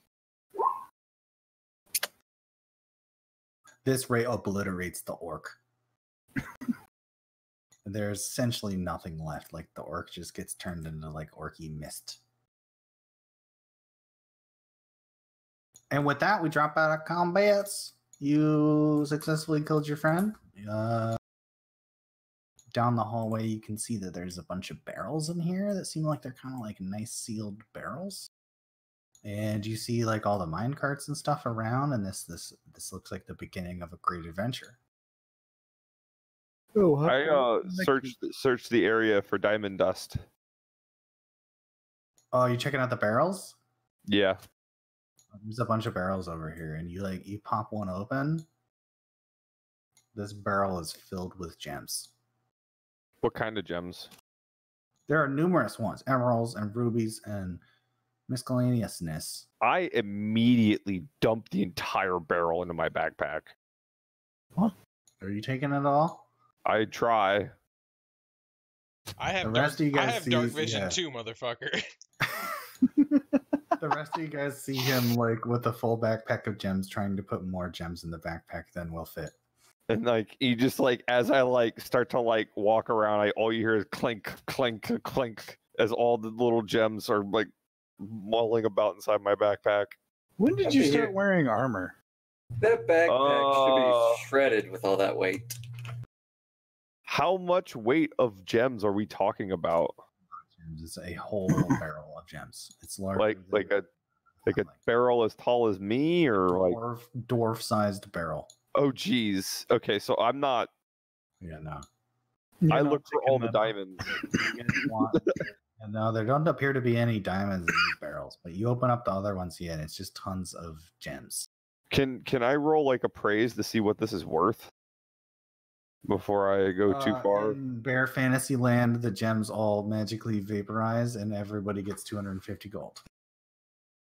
Oh, okay. 4 barrels of precious gems gets 250 gold for. You're correct.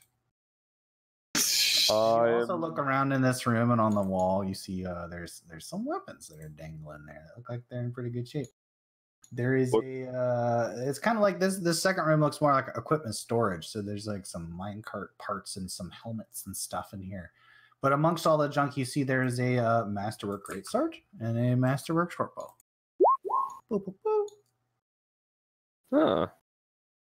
And this looks like, yeah, they were kind of storing this for later. Whoever would like this treasure, please rate it in your inventory. I snatched that Masterwork Shortbow. The Greatsword was kind of intended for your boy Ches, because I know that guy. So you guys want me to just give that to Ches? Yes, please. Yeah, I'm good. Yeah, I don't need that. Please put 250 gold in Ches. Yes, I'm going to do that right now. In Ches. In Ches we trust. In Ches we put gold. Kind of like Jasper, right? Just tell Ches that he's got a magical talking sword now, and it's me. What? That would be sick as fuck. I am down for that. You know, Bear, I am going to say this. I actually am kind of glad that the gems magically vaporized and we just got gold, because that I don't feel like trying to play the weight management game with a barrel full of gems. Yeah. A 4 barrel full of bullshit gems. That's what I mean. Thank you. Just imagine the rogue over there, like with the, all his pockets full, even his coat and his boots, and he's got like 2 gems in his mouth, and he turns around, and you guys are all like, "What?" Pretty much. Got way too many. It's completely ridiculous. The pants are falling down from all the weight. It's like I try to stealth, it just doesn't work. You just hear clinking the whole time. Yeah, you guys end up all like filling up your backpack with gems, and there's like still plenty of gems, and like you all get like 250 gold. It's just RP. And then the items, and you look around some more, and you notice that over here there's a cart that looks in very good repair, and then 2 carts that seem to be kind of a bit damaged. But then there's that other cart that's down near the entrance that was much more damaged, and you found a bunch of kind of equipment and parts and things in the second room. And so you certainly feel like that if you put enough effort in, you could fix all 3 carts, and you could traverse a bit further if you chose to down the minecart tracks into the darkness. I think with that, we're going to actually call the session for the night, because it's 12:10 and it's like 30 minutes ago sprint. Does anybody want to do anything to wrap up? Anything? Can we check these barrels real quick? What's in there? Yeah, that's what I was wanting to check. Otherwise, or was that part of our four barrels over here too? Yeah, you're correct. Yeah. Okay, so that's just all the barrels was gems. Yeah. Okay. All right. There may or may not be more treasure in this mine, but you gotta tune in next week. Can't wait. And actually, the darkness goes into the berserk game. Oh yeah. Next week is the Apotham Starfinder game, is what we planned. Are you still down for that, Apotham? Yes. Okay. So the Starfinder game, I just want to let you guys know, like I did tell you guys the level.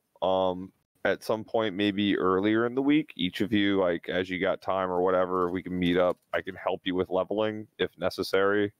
If you have any questions, let me know. But I want to make sure everybody's level 2 by the time we start, because I'm just going to tell you now that you're going to be hitting your first crafting bench. There's going to be a little bit of explanation that has to happen. But you're going to get to craft like one item basically of your level that you want. So just think about what you might want to do for that session. X-ray vision. I don't know if that exists, but there's infrared.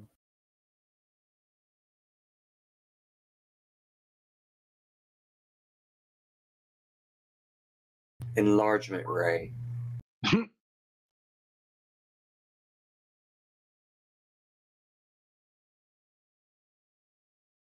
I don't know. I won't be a part of it.